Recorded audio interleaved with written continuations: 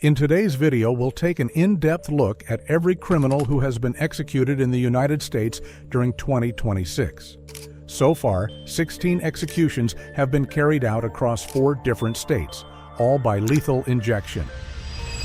Stay until the end, because you'll learn about the disturbing crimes they committed, how their executions were carried out, and the final words they spoke before they died. Charles Victor Thompson, executed on January 28th. In 1997, Charles Victor Thompson, then 27 years old and working in sales-related jobs, met 39-year-old Glenda Denise Hayslip in the nightlife scene of bars in Houston, Texas. Denise worked as a nail technician and was the mother of a teenage boy named Wade Hayslip, who was 13 years old at the time. Her parents had divorced approximately 1 year before Thompson entered their lives. At first, Charles formed a friendship with Denise, which gradually turned into a romantic relationship. Thompson claimed that he would take care of both her and her son.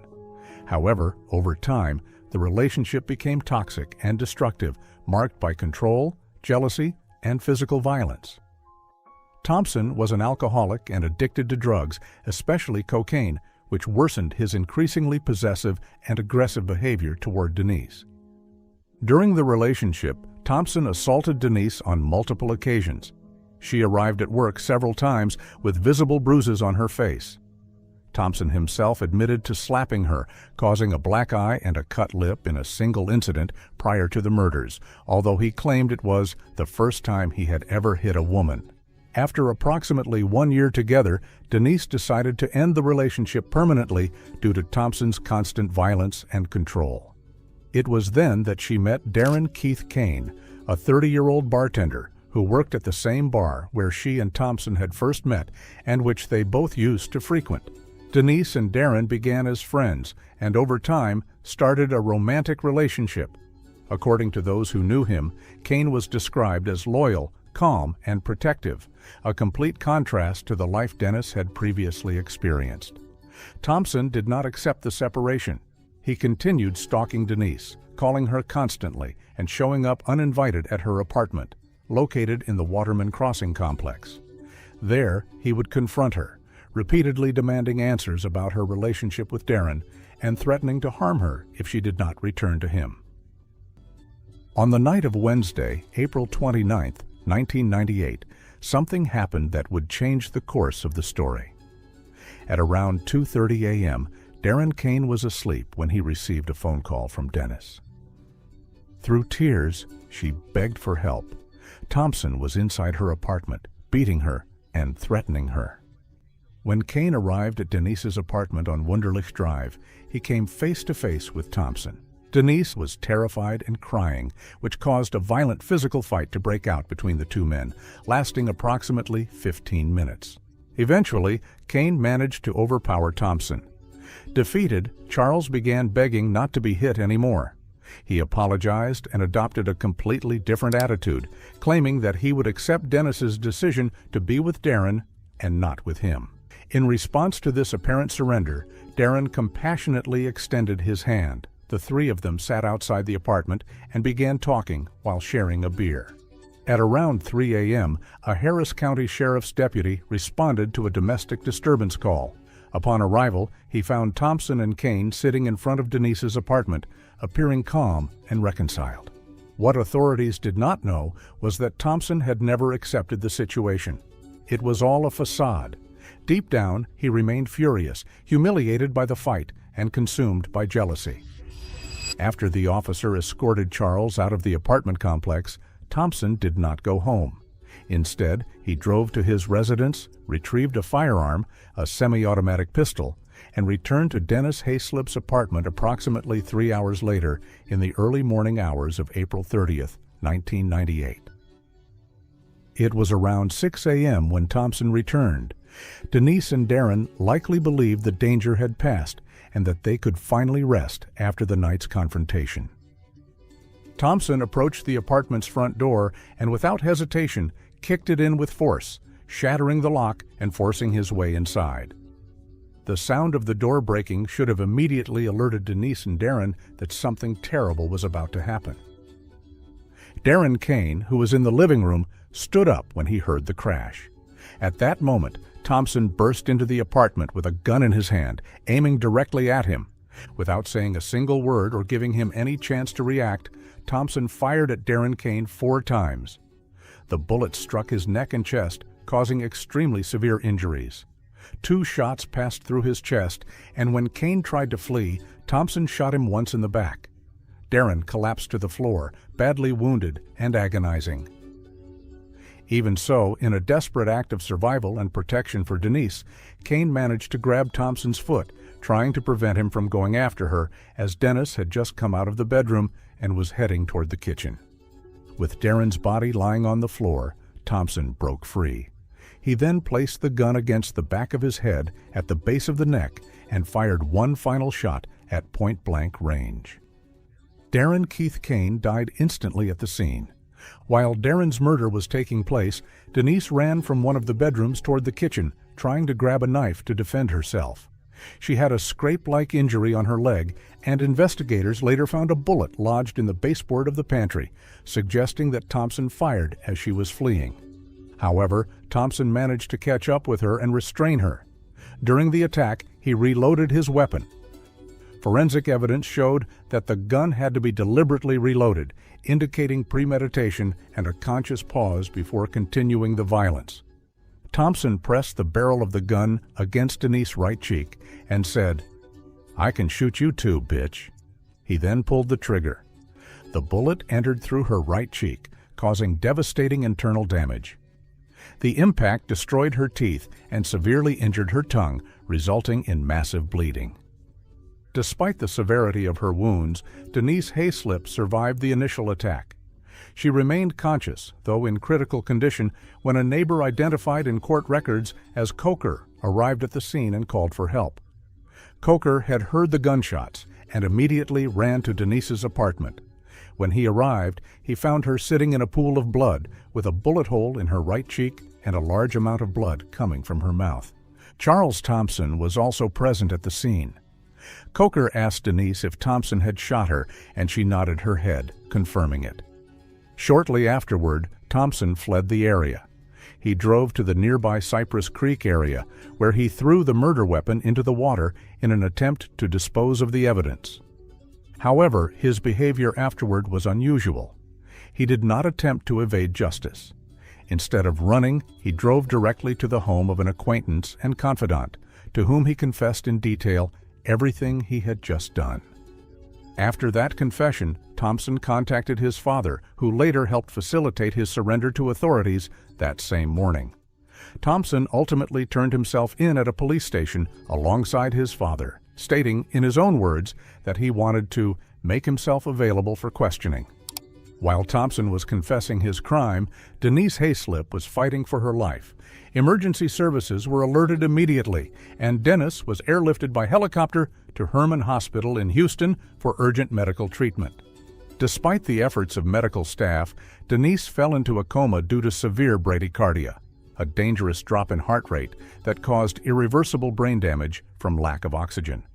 Denise Hayslip remained hospitalized for a full week, connected to life support. During those days, her family faced the devastating decision of whether to withdraw medical assistance. On May 6, 1998, exactly 1 week after the shooting, Glenda Denise Hayslip died as a result of complications from the gunshot wound and the medical treatment that followed. She was 39 years old at the time of her death. Wade Hayslip, only 13 years old, was at school when he received the devastating news. A classmate approached him and said, "There was a shooting, 1 person died, your mom was shot." Wade knew immediately. He had already warned his mother about Thompson. He had witnessed the abuse. And now his worst fears had come true.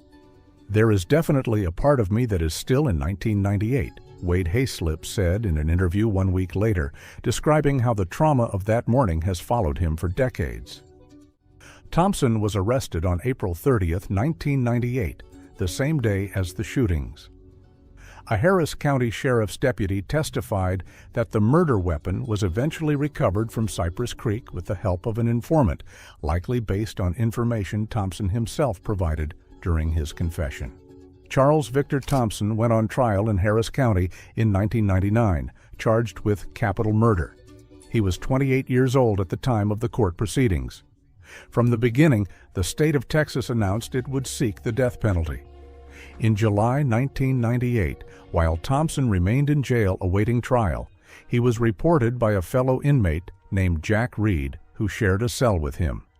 Reed told police that Thompson was attempting to arrange the murder of Diane Zernia, a woman listed as a key witness in his capital murder case. After receiving the tip, authorities organized an undercover operation. They sent an agent identified as Gary Johnson, equipped with recording devices, who posed as a hired hitman. During a secretly recorded meeting on July 7, 1998, Thompson told Johnson directly that there was a witness in his case who needed to be eliminated, confirming his attempt to obstruct justice. State's witness is the only witness they got. That's kind of more important. So it's more important to kill her than get the gun back. If I go ahead and take her out and you get out, is there a chance you could tie me up then? Oh, hell yeah. Okay, what are we talking about? How much? Name your price. Well, if you got the address, okay, for $1,500. On April 14, 1999, after hearing all the evidence and testimony, the jury found Charles Victor Thompson guilty of capital murder and sentenced him to death. After receiving his second death sentence, Charles Victor Thompson remained housed in the Harris County Jail while awaiting transfer to death row at the Willacy unit in Livingston, Texas. What happened next would become one of the most shocking prison escapes ever carried out by a death row inmate in the state. On November 3, 2005, Thompson put his plan into action. Using a fake ID, civilian clothes hidden in his cell, and taking advantage of staff negligence, he managed to remove his handcuffs, change out of his jail uniform, and walk out of the visitation area as if he were an employee of the court system. Completely calm, he passed by several guards without a single one verifying his identity and eventually exited the jail through the main entrance, becoming a free man in broad daylight. The escape immediately sparked panic among jurors from the case and the victims' families. The U.S. Marshals offered a $10,000 reward and distributed his photo nationwide. For 3 days, Thompson remained on the run. He traveled nearly 200 miles from Houston to Shreveport, Louisiana, though it was never definitively determined how he managed to cover that distance. During that time, he attempted to obtain money from overseas and even posed as a victim of Hurricane Katrina to avoid raising suspicion. His freedom ended on November 6, 2005, when authorities located him outside a liquor store in Shreveport. Thompson was arrested without resistance, visibly intoxicated, and admitted his identity when confronted by agents. After his recapture, Thompson was finally transferred to the Allen B. Willacy unit in Livingston, Texas, where he spent nearly 20 years on death row. On September 11, 2025, Charles Victor Thompson officially received his execution warrant, setting his death by lethal injection for January 28, 2026, at the Huntsville unit in Texas. Finally, on January 28, 2026, 55-year-old Charles Victor Thompson was executed by lethal injection. That morning, at around 6:30 a.m., Thompson was awakened by prison staff. During his final hours, he spent time reading, speaking with his attorneys, and meeting with his spiritual advisor. For his last meal, he ate the regular prison menu, as the state of Texas does not offer a special last meal. He did not receive visits from any family members. At approximately 6 p.m., Thompson was escorted to the execution chamber, placed on a padded gurney, and secured with straps. Intravenous lines were inserted to administer the lethal injection. When asked if he wished to make a final statement, he spoke clearly. These were his final words before the execution. "I'm sorry for what I did. I'm sorry for what happened, and I want to tell all of y'all I love you and keep Jesus in your life. Keep Jesus first." There are no winners in this situation. This creates more victims and traumatizes more people 28 years later. I hope one day you can find it in your hearts to forgive me so that you can heal and move forward. I'm sorry for what I did. The lethal injection was then administered. Witnesses reported slight signs of discomfort and irregular breathing during the first minutes before he lost consciousness. At 6:15 p.m., authorities officially pronounced Charles Victor Thompson dead. Ronald Palmer Heath, executed on February 10th. On December 17, 1977, in Jacksonville, Florida, a 16-year-old teenager named Ronald Palmer Heath committed his first murder. The victim was Michael Green, an 18-year-old young man Heath had met earlier that same day. The two spent several hours together and appeared to have become friends, though the true motive behind the killing was never fully clarified. Heath later claimed that he attacked Green because, according to him, the victim made sexual advances toward him. He stabbed Green repeatedly, though the initial wounds were not fatal. Instead of seeking help or fleeing, Heath placed the severely injured young man into his car and drove aimlessly through the streets of Jacksonville for more than an hour, seemingly unable to confront what he had done. Eventually, Heath stopped the vehicle, pulled Green out, and stabbed him multiple times again. He then attempted to set the car on fire with Green inside, but the victim managed to escape the flames. The violence did not end there. Heath caught up with him, stabbed him once more, and in a final act of extreme brutality, beat him to death with a tree branch, leaving his body at the scene. The sheer savagery of the crime, committed by someone so young, shocked the court. Heath pleaded guilty to second-degree murder and, at just 16 years old, was sentenced to 30 years in prison. However, he served only about a decade. In 1988, he was released on parole nearly 20 years early, a decision that would later have fatal consequences. Ronald Heath had been free for only 6 months when he killed again. On the night of May 24, 1989, Heath, then 28 years old, was at the Purple Porpoise Lounge, a bar in Gainesville, Florida, with his younger brother, Kenneth Heath, who was 24. The brothers lived a transient lifestyle. They worked sporadically, drank heavily, and that night they were not simply looking for entertainment. Also inside the bar was Michael Sheridan, a 30-year-old traveling salesman from Atlanta, Georgia, who had stopped there to eat dinner and have a few drinks. Sheridan was outgoing and trusting. He quickly struck up a conversation with the Heath brothers, bought them a drink, and asked if they had marijuana or were interested in smoking. For Ronald Heath, that exchange was enough. Quietly, he suggested to his brother that they take Sheridan to a secluded location with the intention of robbing him. Kenneth agreed. The three men left the bar in Kenneth's vehicle, though Ronald took the driver's seat. He drove them to a remote wooded area south of Gainesville in Alachua County. Once there, they got out of the car and smoked marijuana for several minutes, appearing calm and relaxed, as if nothing was about to happen. When Ronald decided the time had come, he signaled his brother with a hand gesture shaped like a gun, silently asking if he had the weapon. Kenneth then pulled out a .38 caliber revolver and aimed it at Michael Sheridan, demanding his wallet, his gold chain, and his watch. Sheridan refused, confused and in shock, unable to fully grasp what was happening. Following Ronald's instructions, Kenneth shot Sheridan in the chest. The salesman collapsed to the ground, clutching his wound and crying out in pain as he struggled to remove his jewelry and empty his pockets. For Ronald, it wasn't happening fast enough. He walked up to the victim, kicked him as he lay on the ground, and pulled out a hunting knife. He attempted to slit Sheridan's throat, but the blade was too dull. After failing, Ronald ordered his brother to finish the job. Kenneth complied. He fired 2 shots into Michael Sheridan's head, killing him at the scene. After the murder, the Heath brothers concealed Sheridan's body in thick brush in the wooded area. They then returned to the Purple Porpoise Lounge, where they stole items from the victim's rental car. Michael Sheridan's body was discovered on May 30, 1989, in an advanced state of decomposition. The medical examiner determined that death had occurred between 3 and 10 days earlier and was caused by multiple gunshot wounds and a deep stab wound to the neck. Just 2 days after killing Sheridan, the Heath brothers murdered again. On May 26, 1989, Ronald and Kenneth met 26-year-old Anthony Hammett at a bar in the Arlington neighborhood of Jacksonville. Following the same pattern, they convinced him to leave the bar and drove him to a secluded area.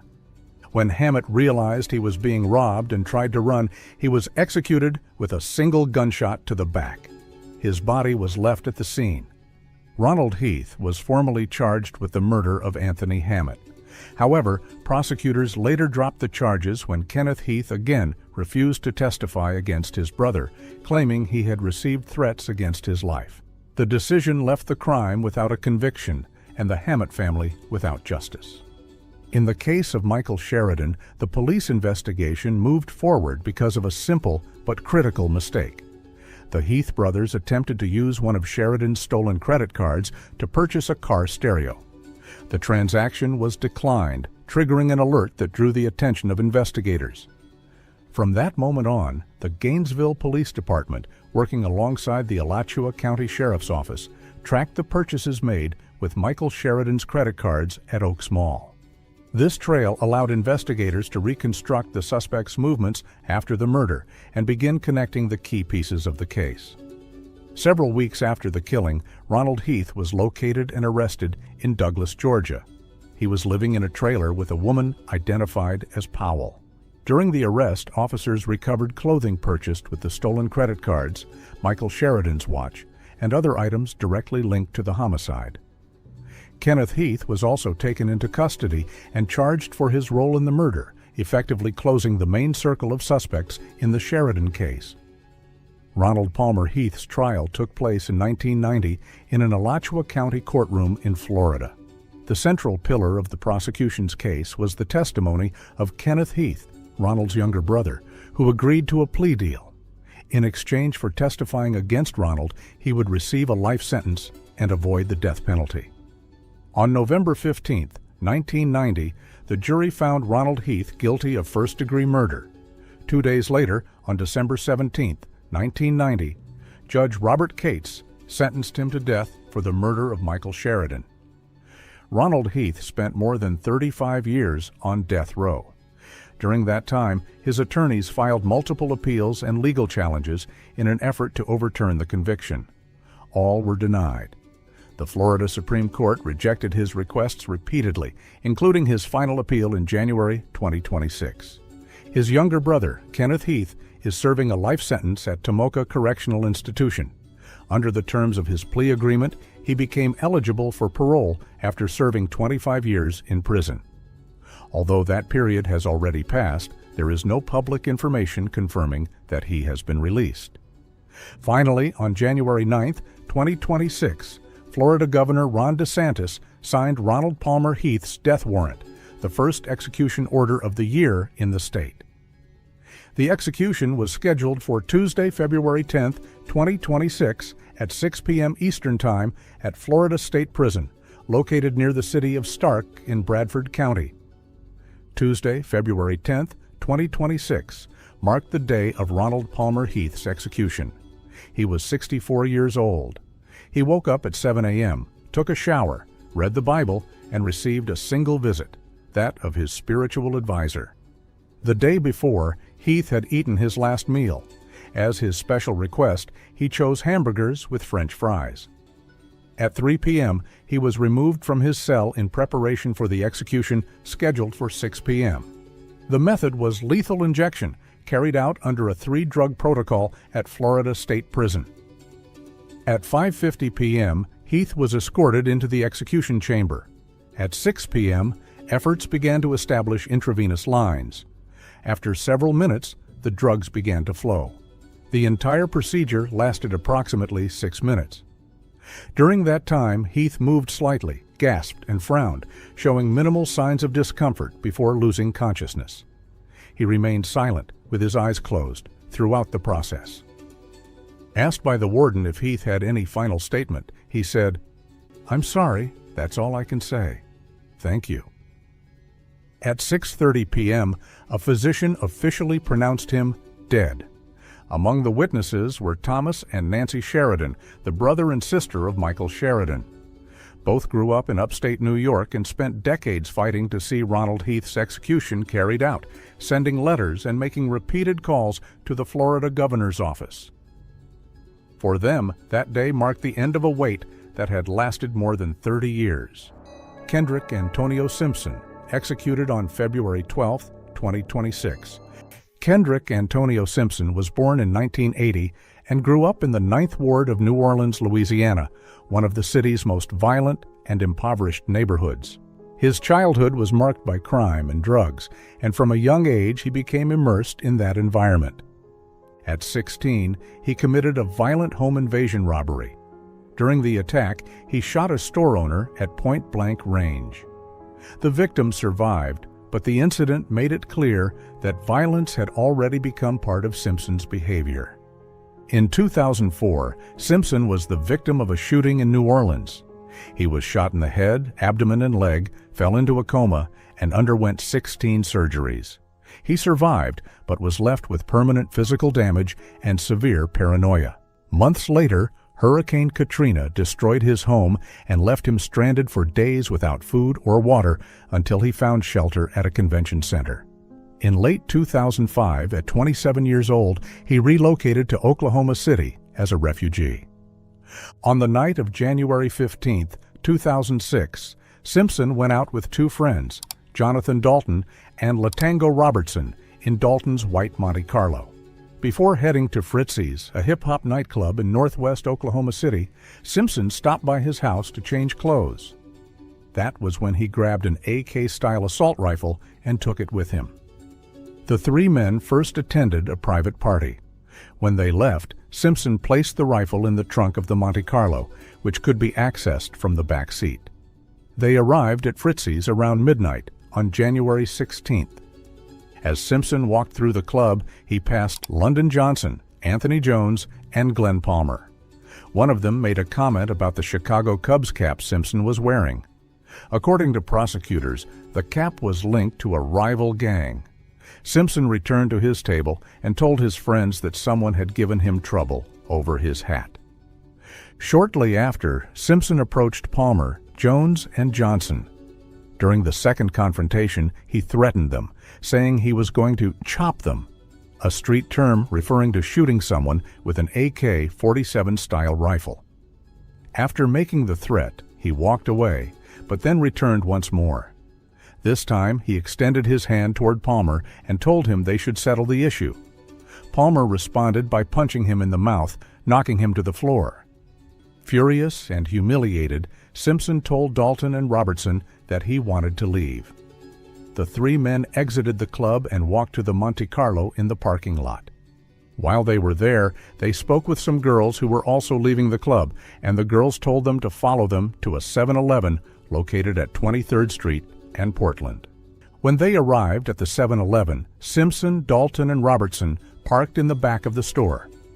That's when they saw Palmer, Jones, and Johnson pull in, driving Palmer's Chevrolet Caprice. Dalton urged Simpson to calm down, but Simpson was enraged and wanted revenge. When Palmer left the parking lot and entered Interstate 44, Simpson ordered Dalton to follow them. During the chase, Simpson, sitting in the front passenger seat, demanded that Robertson, who was in the back seat, hand him the rifle. Robertson passed it forward. Dalton followed the Caprice until they exited the interstate at Pennsylvania Avenue. There, Dalton pulled the Monte Carlo into the left lane alongside the Caprice. Simpson leaned the rifle out of the open passenger window and opened fire. Palmer, who was driving, was hit 4 times. 1 bullet grazed his right shoulder, 2 struck the left side of his back, and 1 fatal round pierced his chest. At first, he was conscious. He could speak and knew he had been shot. He was afraid the shooters would come back, but his breathing became labored. He began making gurgling sounds as his chest filled with blood, and eventually he lost consciousness. Jones, in the front passenger seat, was struck multiple times, including wounds to the head and torso. His death was almost immediate. According to the medical examiner, his injuries were not survivable, and he likely died within seconds of the gunfire. Johnson desperately tried to perform CPR on both men, but it was useless. He flagged down a passing car and asked for help. Palmer and Jones were pronounced dead at the scene. Dalton kept driving to a residence in Midwest City, where they left the rifle and switched vehicles. After that, the 3 men went to meet up with the girls they had met earlier at Fritzy's. Simpson was arrested shortly after the shooting. During police questioning, he admitted that he had been at Fritzy's with Dalton and Robertson and that he had been punched in the face that night, but he denied committing the murders. However, his two accomplices, Dalton and Robertson, were initially charged with 2 counts of first-degree murder and later testified against Simpson at trial. The trial took place in 2007 in Oklahoma County District Court for the murders. The jury found Simpson guilty on all counts, 2 counts of first-degree murder with malice aforethought, and 1 count of shooting with intent to kill. After his conviction, Simpson spent years filing appeals, but each one was denied.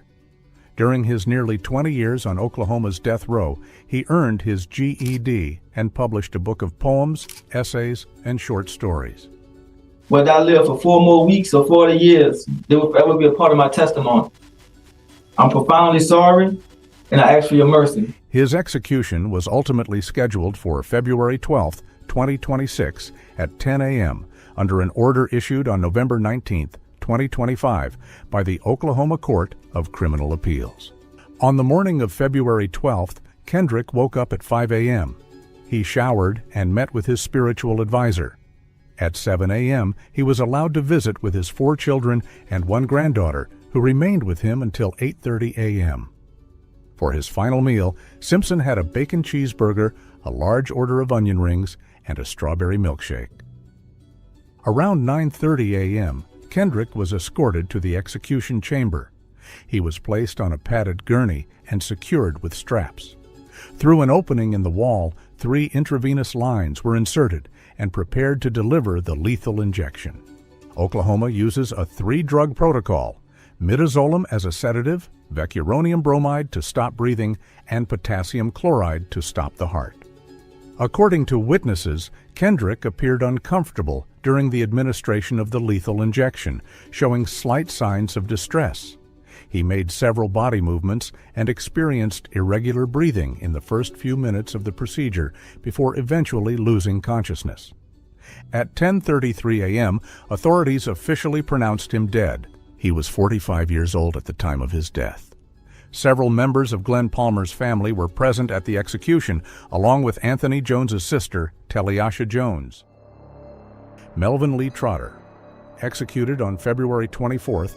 In June 1986, Melvin Trotter, 25 years old, a man with no formal education and devoted to life on the streets, would become the central figure in a tragedy.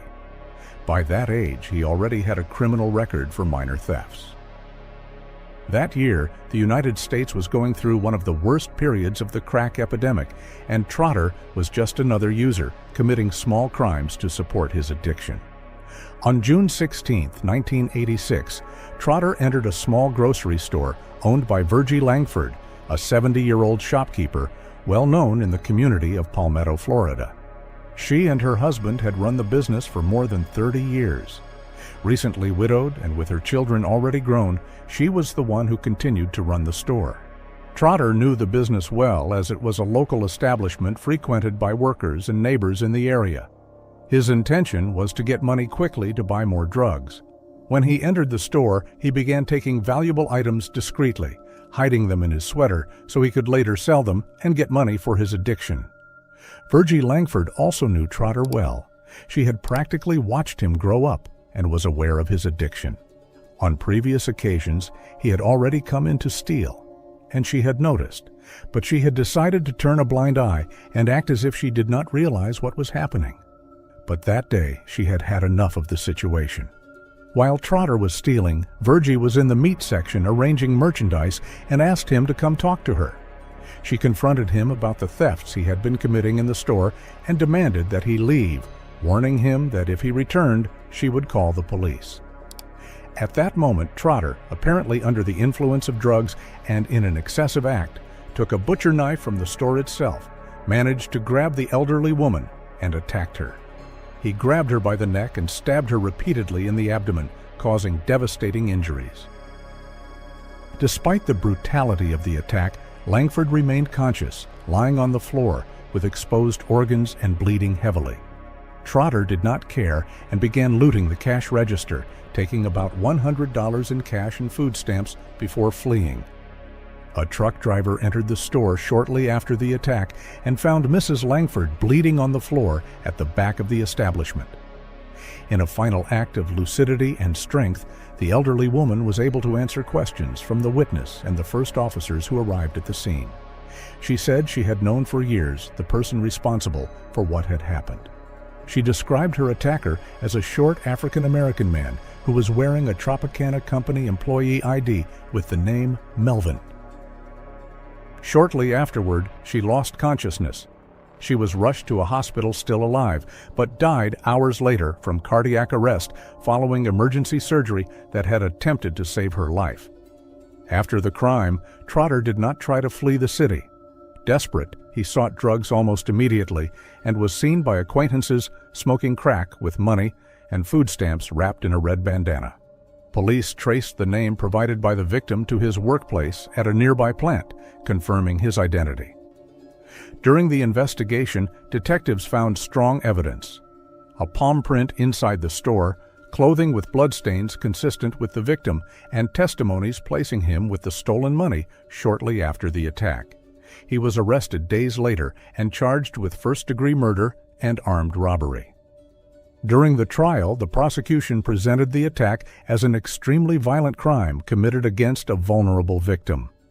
As often happens in these cases, the defense presented Trotter's personal history marked by a childhood of abuse and abandonment, a low IQ, and severe drug addiction, arguing that he acted impulsively and under the effects of that dependency.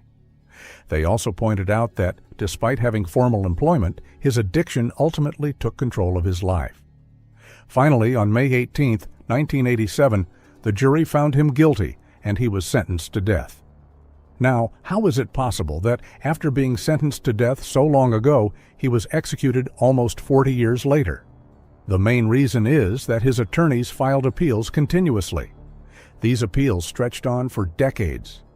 In addition, during different periods, Florida governors did not frequently sign execution warrants, and there were years in which only one person was executed in the entire state. All of this ultimately turned his case into one of the oldest on Florida's death row. In 1993, he was granted a new trial, but he was again sentenced to death. Finally, on Friday, January 23, 2026, Governor Ron DeSantis signed the death warrant for Melvin Trotter, scheduling his execution for February 24, 2026.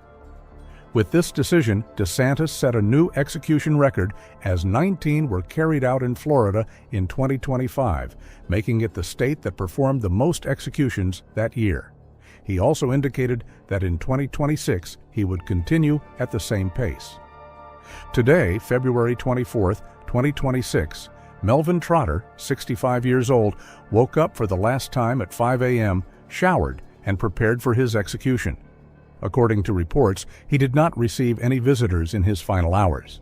In his last meal before being executed, Trotter requested a simple meal, which was served to him hours before the procedure, consisting of fish, cornbread, cake, and a soft drink.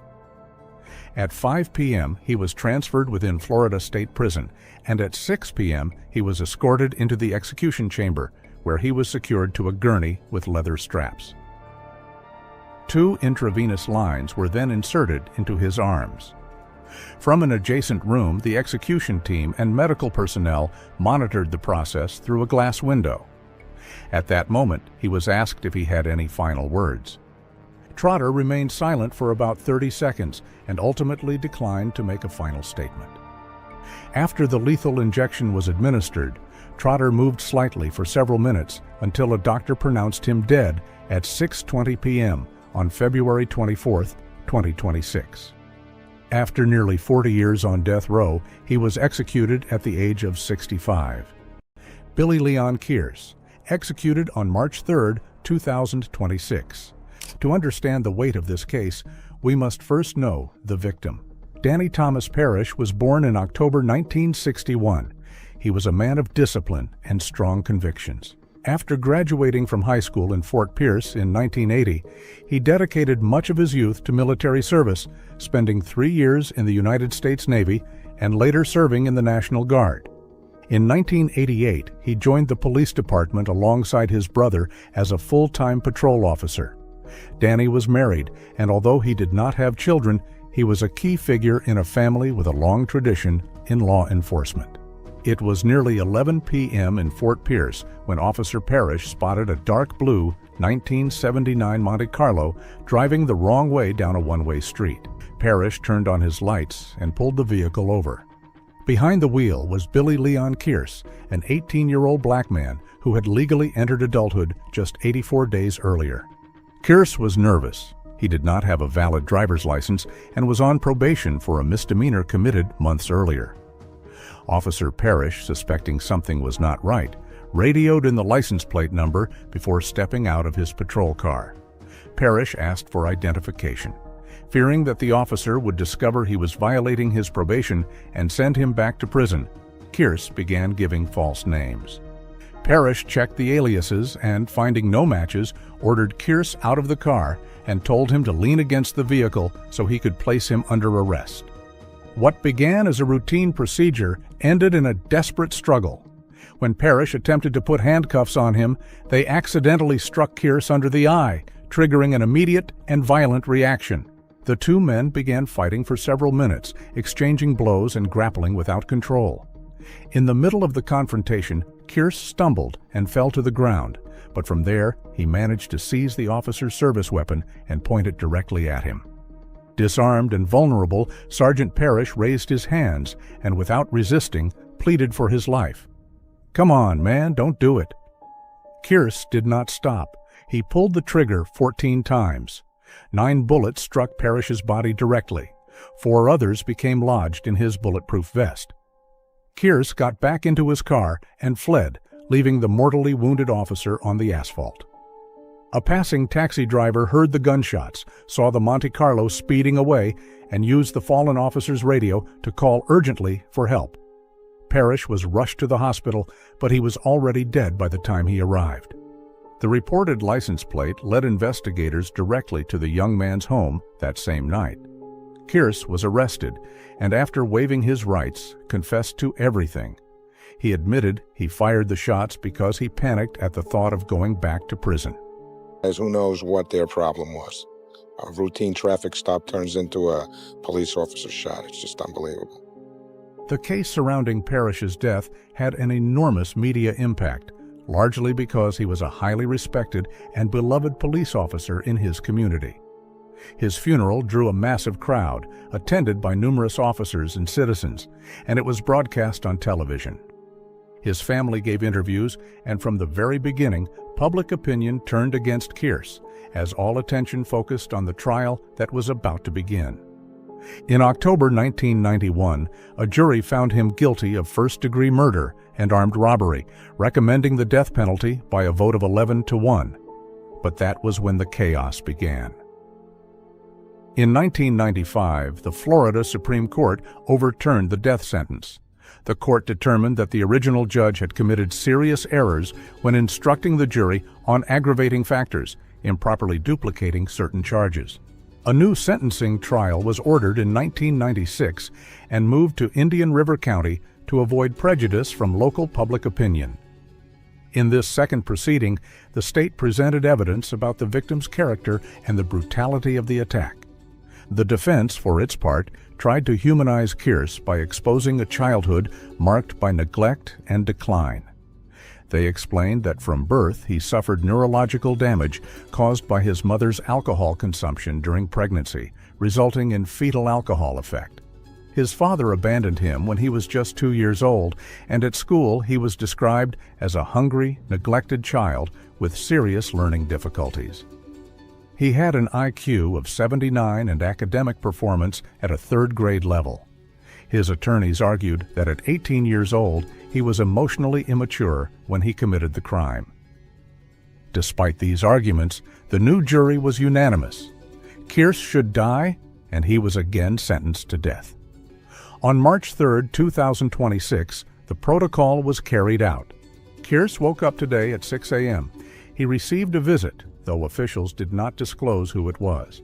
He also met with a spiritual advisor. When he was offered a special last meal, he declined it and was instead served the regular prison menu for dinner. According to reports, he remained calm and in good spirits throughout the day. If an inmate refuses to cooperate with the execution process, they can be lightly sedated to ensure compliance, but that was not necessary in this case. At 6 p.m., Kearse was escorted into the execution chamber. After being strapped to the gurney, he was allowed to make a final statement.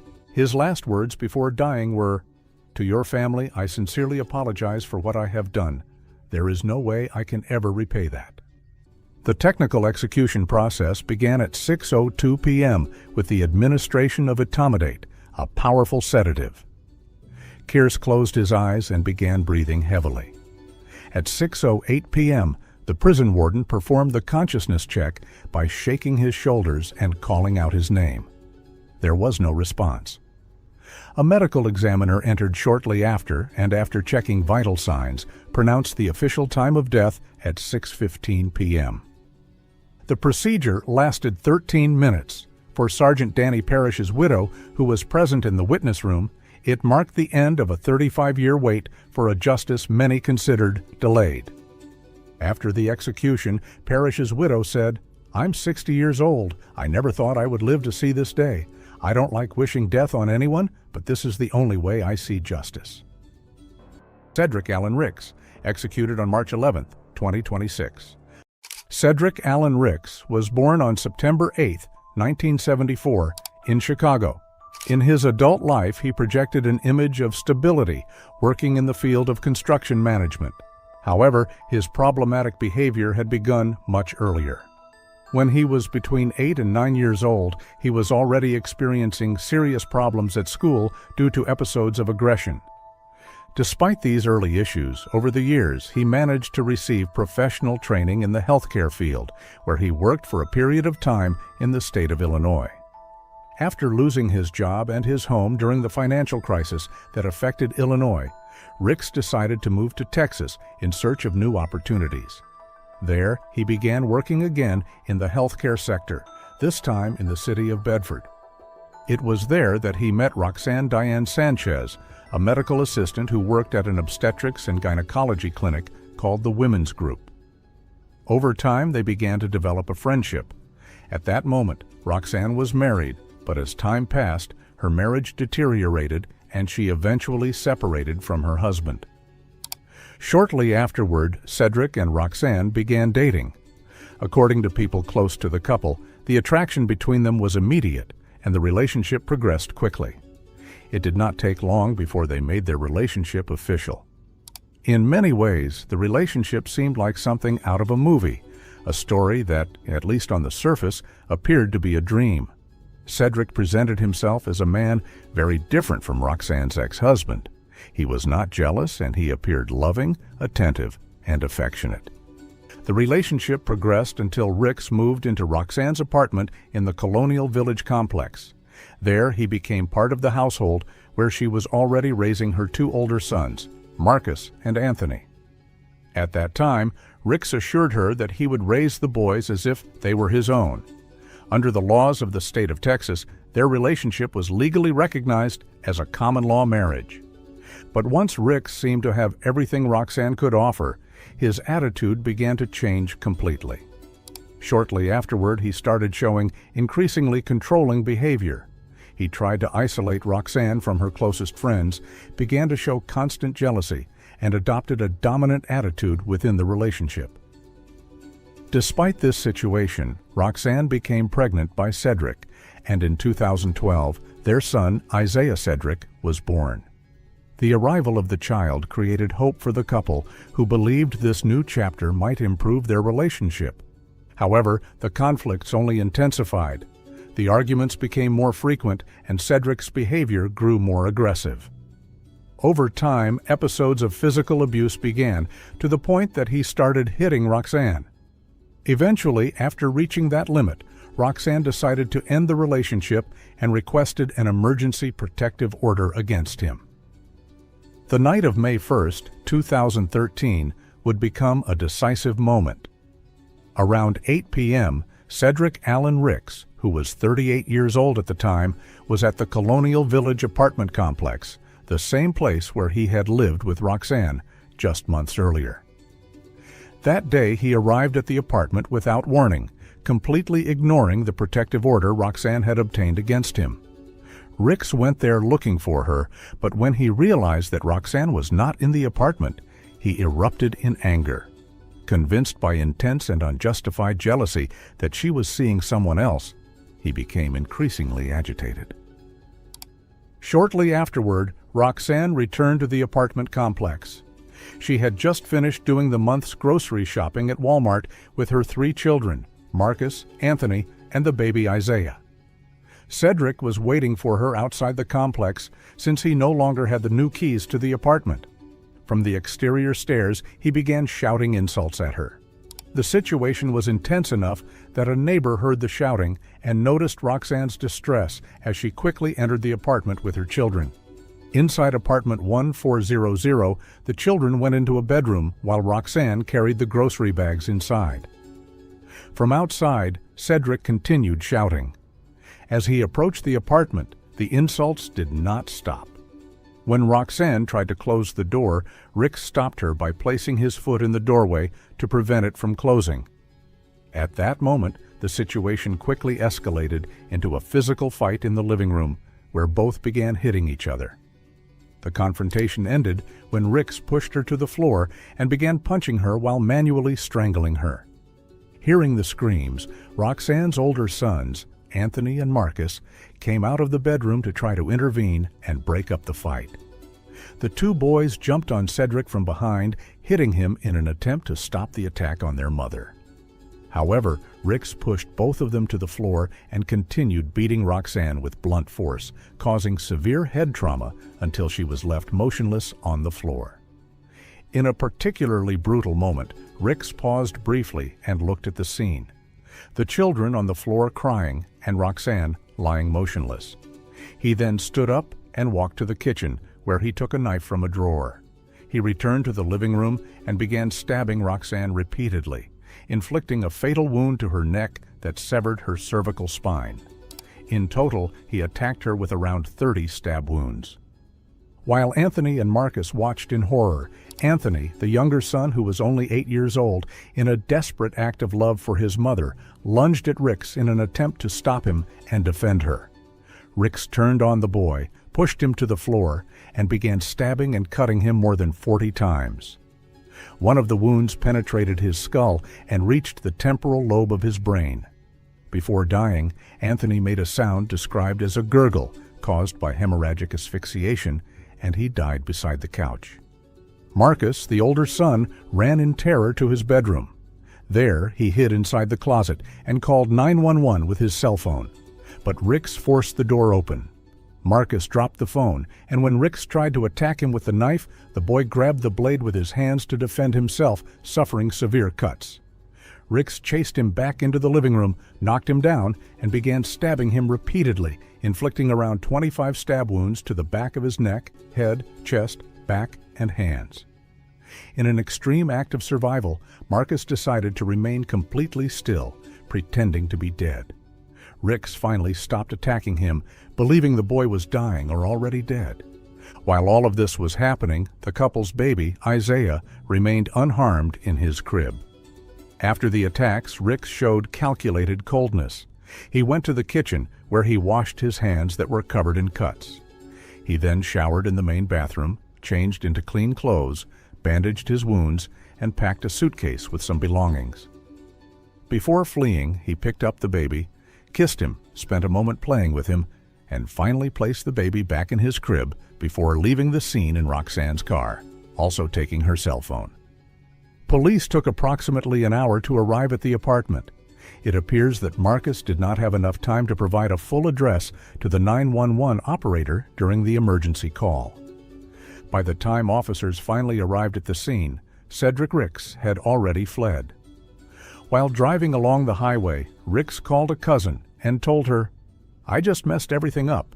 He then added, "I killed Roxanne and her 2 sons." He then asked her to go to the apartment to get the baby. He also told her that his hands were full of cuts because of all the stabbings. When his cousin insisted that he should turn himself in to the police, Ricks replied that he would rather die than go to prison. After ending the call, the woman immediately contacted 911 and told authorities everything Ricks had confessed to her. Once at the scene, Bedford police found Marcus bleeding heavily near the door of the apartment. Because of the severity of his injuries, he was urgently airlifted to Cook Children's Medical Center, where he eventually made a full recovery from his wounds. Baby Isaiah was found unharmed in his crib. Meanwhile, investigators issued a nationwide report for the stolen vehicle belonging to Roxanne. With the help of the phone company Sprint, they were able to track Ricks's cell phone and determined that he was traveling through the area of Ardmore, Oklahoma. Local authorities in Oklahoma were alerted. Around 10:30 that same night, approximately 3 hours after the crime in Texas, state troopers located the vehicle and conducted a traffic stop without incident. Cedric Ricks was arrested at that moment and later transported to a hospital due to the severe cuts on his hands. During the following weeks, Ricks tried to avoid his extradition back to Texas, but authorities eventually managed to transfer him. Before that happened, while he remained detained in a jail in Oklahoma, he was attacked by other inmates and severely beaten, which forced officials to transfer him once again to a hospital. When he finally returned to Texas, he requested to be housed in a single cell with little or no contact with other prisoners because he feared for his life. Official reports never fully clarified why he was attacked inside the Oklahoma jail. Ricks was charged with 2 counts of first-degree murder and 1 count of attempted murder. Ricks decided to testify in his own defense. He admitted to the killings, but claimed he acted in a rage he could not control and falsely alleged that the children had attacked him first with a knife, forcing him to defend himself. 1 year later, on May 8, 2014, a jury found him guilty of capital murder, and on May 16th, he was sentenced to death. Since then, he has remained on death row in Texas. In total, he spent nearly 12 years there, a relatively short period compared to many other cases, where the average time on death row is often around 30 years. Finally, in October 2025, a court order set the execution date for Cedric Allen Ricks, establishing that the sentence would be carried out on Wednesday, March 11, 2026. Ricks woke up at 6 a.m., took a shower, and had a spiritual visit. He was then given the standard prison meal. According to reports, he appeared somewhat nervous about the time of his execution, so at 2 p.m. he was given a tranquilizer to help him remain calm and cooperate with the execution process. At 5:30 p.m., he was transferred to the execution chamber, where he was strapped to the gurney, and the intravenous lines were placed in his arms. Witnesses were then brought into the viewing area. Already strapped to the gurney, he was asked if he had any final words. He said yes, and Rick directed his message to the boy who survived the attack and also witnessed the execution. Yes, first I want to say I am sorry for taking Roxanne and Anthony away from you. I can't imagine the pain it's caused you. I am glad I am able to speak to tell you face to face. I just hope one day you can find forgiveness in your heart, so you don't have to live with the pain anymore. And Marcus, I always thought about you, and I am sorry for taking your mom and brother from you. I hate that you had to go through that. I just can't imagine.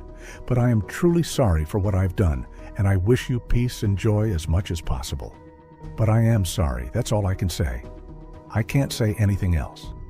Reyes, I'm sorry, man. Lonnie, I'm sorry.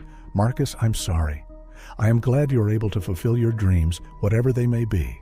I hope to find Roxanne and Anthony in heaven and be able to tell them I am sorry face to face, because I don't wish any more pain on them. I hope everyone leaves in peace. I truly do. I'm sorry. At 6 p.m., the execution began. When the lethal drugs were administered, Ricks appeared to complain or show signs of discomfort for around 30 seconds before his body gradually became still. At 6:14 p.m., Cedric Allen Ricks was officially pronounced dead. Ricks did not give any final words before his execution. According to press reports, Marcus, the boy who survived the attack, went to live with his biological father. Meanwhile, the baby Isaiah Ricks was placed in the custody of his maternal grandparents, Roxanne's parents. They publicly stated that they planned to adopt him and legally change his last name so that he would carry their family name. Michael King, executed on March 17, 2026. This is not a common crime. It is a deeply sad and tragic case, and the most shocking part is that the victim had multiple opportunities to save her life. To understand what happened, we first need to know the man who committed this crime. Michael Lee King was born in 1971 and grew up in a working-class family. Those who knew him described him as an exemplary person. He had no criminal record, no history of violence, and he did not use alcohol or drugs. He had been married, but in 2002, at the age of 36, his marriage came to an end. After the divorce, he began to show signs of depression. Determined to change his life, he made the decision to start over. He moved to Northport, Florida, where his cousin Harold Moxlow lived, with the intention of rebuilding his life from scratch. Determined to start over, Michael began working as a plumber. Over time, he became skilled at his trade, and his financial situation improved significantly. Because of this, he was able to buy his own home, a 3-bedroom house on Sardinia Avenue, and he also purchased a green 1995 Chevrolet Camaro. From the outside, everything suggested that his new life had left depression behind. However, the reality was very different. By January 2008, King was going through one of the most critical moments of his life. He had quit his job 3 months earlier, had stopped paying his bills and mortgage, and was already receiving notices from the bank warning of a possible foreclosure if he did not pay his debts. Weeks before the tragic crime occurred, King bought a 9mm handgun without a clear reason. On the morning of January 17, 2008, King went to a shooting range with a friend. He told him he wanted to practice with a new gun he had acquired but didn't have any ammunition. His friend offered to provide bullets, and the two spent time shooting. They remained there for approximately 2 hours. At first glance, King appeared calm and even relaxed while practicing, but behind that appearance, his mental state was unstable, and something dark was already beginning to take shape. At the same time, in another part of the city, Nathan Lee was starting his workday at Florida Power and Light, where he worked as an electric meter reader. He had arrived around 7 a.m., and during his break, he decided to call his wife, Denise Amber Lee. During that conversation, they talked about everyday things, like any couple. They mentioned how nice and cool the weather was. Nathan suggested that she turn off the central air conditioning and open the windows to take advantage of the weather and save electricity. Denise told him she had already done it. That decision, seemingly insignificant, would end up being key in the tragic outcome of this story. Denise Amber Lee was born on August 6, 1986, in Inglewood, Florida, into a family respected within their community. Her father, Rick Goff, was a sergeant with the Charlotte County Sheriff's Office. From a young age, Denise was known for her cheerful, caring, and protective nature. She graduated in 2004 from Lemon Bay High School with magna cum laude honors, standing out both for her academic performance and her personality. Those who knew her described her as someone with a warm presence and a deep connection to her family and community. Denise and Nathan Lee had known each other since high school. Their relationship began in their teenage years and quickly grew stronger. Nathan recalled that about a month after their first date on Valentine's Day, while walking through a store in a shopping mall, he saw a heart-shaped ring.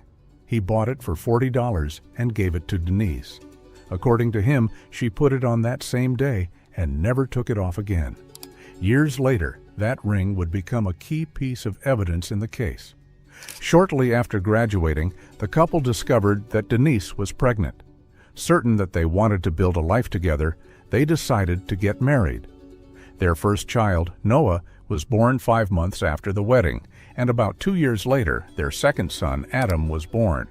The married couple faced serious financial struggles. It was difficult for them to get ahead, but they managed to find a house they could afford on Lure Road in the city of Northport. They both agreed that Denise would stay home to take care of the children, while Nathan worked multiple jobs to support the family. Continuing with King's movements, after spending several hours at the shooting range, he left in his vehicle. He did not return home, nor did he have a defined destination. He was driving aimlessly, looking for an opportunity, a random crime without a specific target. Around 2 p.m., King began driving around a neighborhood in Port Charlotte in his green Chevrolet Camaro. After circling the area several times, he stopped in front of a house.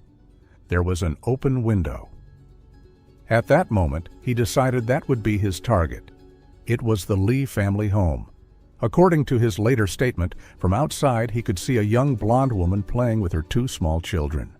It was Denise, who was at home taking care of Noah, who was 2 years old, and Adam, who was just 6 months old.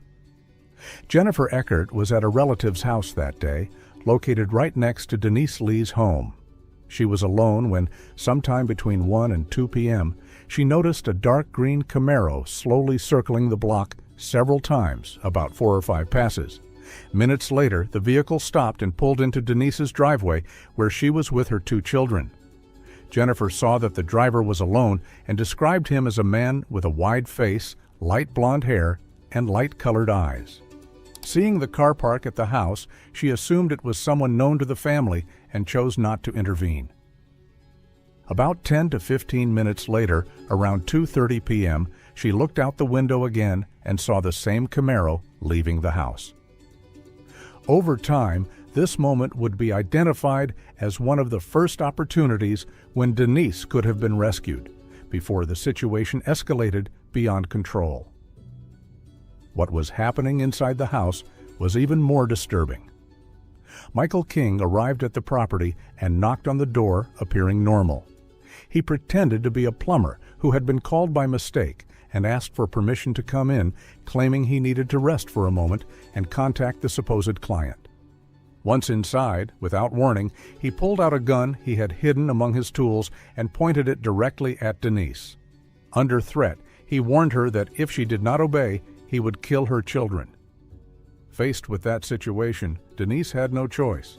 King managed to overpower her, forced her out of the house, and took her to his vehicle. He then placed her in the back seat of his 2-door Camaro, where she had no access to the handles, and fled the scene with her. Nathan finished work shortly before 3 p.m. and called Denise to let her know he was on his way home, but she didn't answer. During the 25-minute drive, he tried to reach her several more times, without success, which began to worry him. When he arrived, he immediately noticed that Denise's car was still parked outside. Inside the house, he found all the windows closed, even though she had told him she had opened them. This detail caught his attention.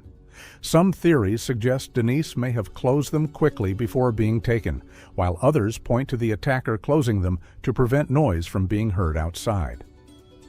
Minutes later, Nathan found his 2 children, Noah and Adam, just 6 months old, together in the same crib, something completely out of the ordinary.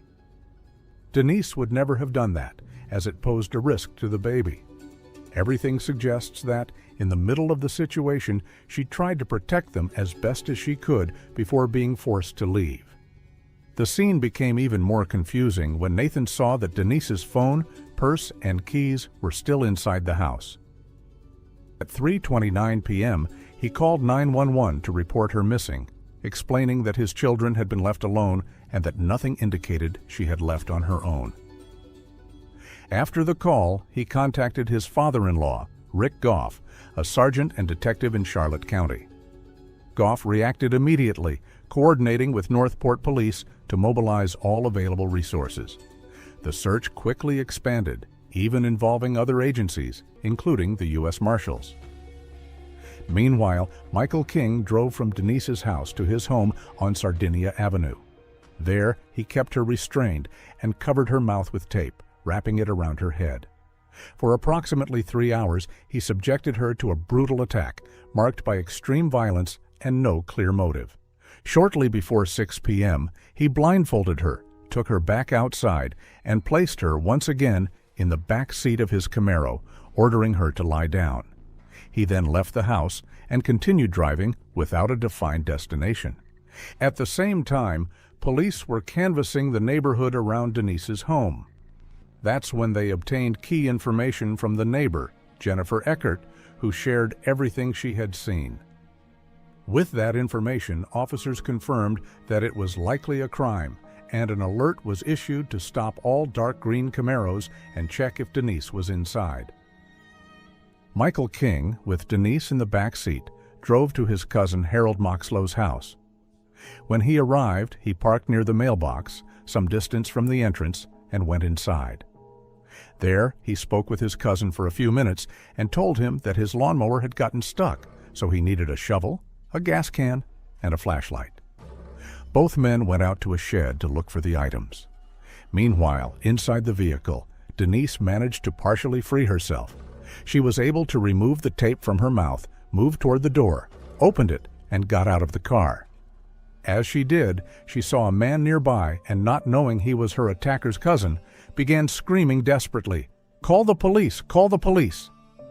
Moxlow saw the woman in clear distress, but at that moment, King quickly returned, overpowered her again, and forced her back into the vehicle. Moxlow shouted, "What's going on there?" To which King replied, "Don't worry about it." Later, Moxlow would say that he thought it was a domestic dispute between a couple and chose not to intervene. That moment would be considered the best opportunity to have saved Denise's life. If Harold Moxlow had called 911 at that instant, the outcome could have been very different.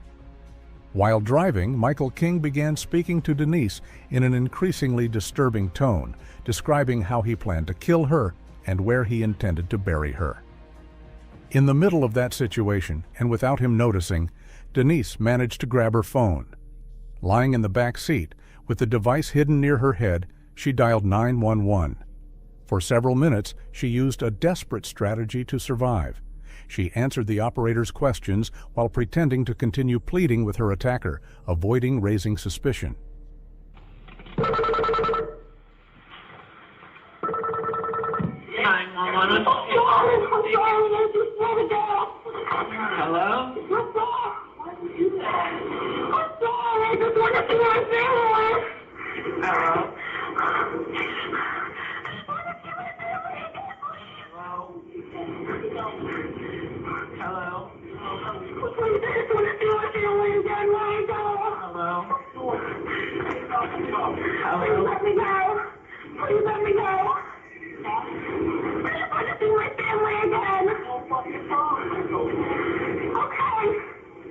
Hello?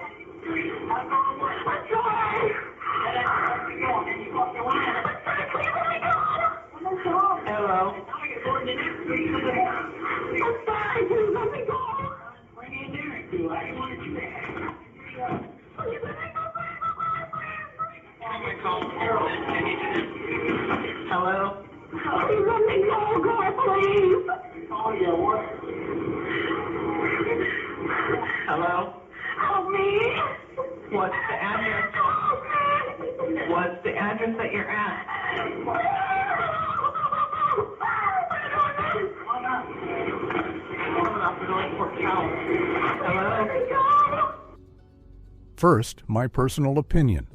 What kind of operator handled that 911 call so poorly? That level of inefficiency could have changed the course of the entire story. King was using a disposable phone with no GPS technology, which made it impossible to track the call precisely. The only thing investigators were able to obtain were signals from nearby cell towers, indicating a fairly wide general area. However, that phone did provide a name when the subscriber records were checked: Michael King. It was the first time investigators had that name. They also discovered that King owned a green 1995 Chevrolet Camaro, so they now had a license plate number to include in the alert. When police obtained an address, they headed to Michael King's home. Just 9 minutes after Denise's 911 call, exactly at 6:23 p.m., another operator received a new call, this time from Sabrina Moxlow, daughter of Harold Moxlow, King's cousin. Sabrina explained that her father had called her in a very agitated state, telling her that his cousin Michael King had come to his house asking to borrow a shovel, a gas can, and a flashlight, and that he later realized King had a woman in the car against her will. Sabrina told the operator that King had just left her father's house and that he had seen the woman with her hands tied. However, Harold Moxlow would later deny having seen Denise tied up or having told his daughter that. Sabrina also stated that her father had asked her not to call the police, but she chose to do so anyway. At 6:30 p.m., a driver named Jane Kowalski called 911 after seeing a Camaro on US 41. From her vehicle, she saw hands desperately hitting the rear window and heard screams, believing it was a kidnapping. Although she couldn't clearly identify the car's color due to the evening light, she followed the vehicle for a short time and even made eye contact with the driver. During the call, she reported the direction in which the Camaro turned. However, that information was never relayed to the patrol units in the area. Operators later admitted they forgot to do so. Tragically, officers were very close at that moment, making this the last real opportunity to save Denise. After obtaining information from the phone and Michael King's address, police arrived at his house at 6:42 p.m., but he was already gone. When they forced their way inside, they found a disturbing scene: an improvised bed on the floor, the television on at full volume, possibly to mask any noise, and crumpled duct tape with strands of long, light brown hair stuck to it. A little over 2 hours later, at 9:16 p.m., a state trooper located the 1995 Camaro on the highway. After confirming the license plate, he initiated the stop. King hesitated to exit the vehicle, forcing the officer to warn him before he finally complied and was handcuffed. The officer noticed that his clothes were wet and covered in mud from the waist down. Denise was not in the vehicle. When questioned, King gave a version he would repeat several times. He claimed that both of them had been kidnapped by an unknown man who later released him and drove off with Denise still inside the car. The story made no sense. During the interrogation, after being read his rights, King requested a lawyer. Even so, investigators continued, focused on finding Denise as quickly as possible, which would later become a point of controversy during the trial. Over the next 2 days, search teams combed the area intensively. Eventually, a K-9 unit found a patch of disturbed soil in a nearby wooded area. When they dug, they discovered Denise Lee's body. At the scene, clothing and a shell casing were also recovered. Although the weapon was never found, ballistic analysis linked it to casings from the shooting range where King had practiced earlier that same morning. Inside the vehicle, they also found the ring Denise had worn since her teenage years. She had taken it off herself and hidden it in the back seat. In the middle of the horror, she left signs.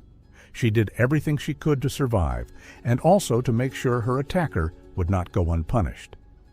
At the 2009 trial, Michael King pleaded not guilty to the murder.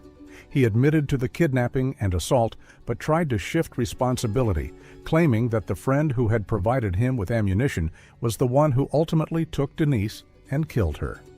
However, the investigation already had strong evidence, including receipts and recordings confirming Robert Salvador's alibi. The jury completely rejected that version and ultimately found King guilty, sentencing him to death. Meanwhile, Denise's family filed a lawsuit against Charlotte County over failures in the 911 system, arguing that the tragedy could have been prevented. They made it clear it wasn't about money, but about accountability. The case was eventually settled for approximately $1.1 million. King spent nearly 17 years on death row, filing multiple appeals. Finally, on February 13th, Governor Ron DeSantis signed the 4th execution warrant of the year in Florida, setting his execution for March 17, 2026, by lethal injection.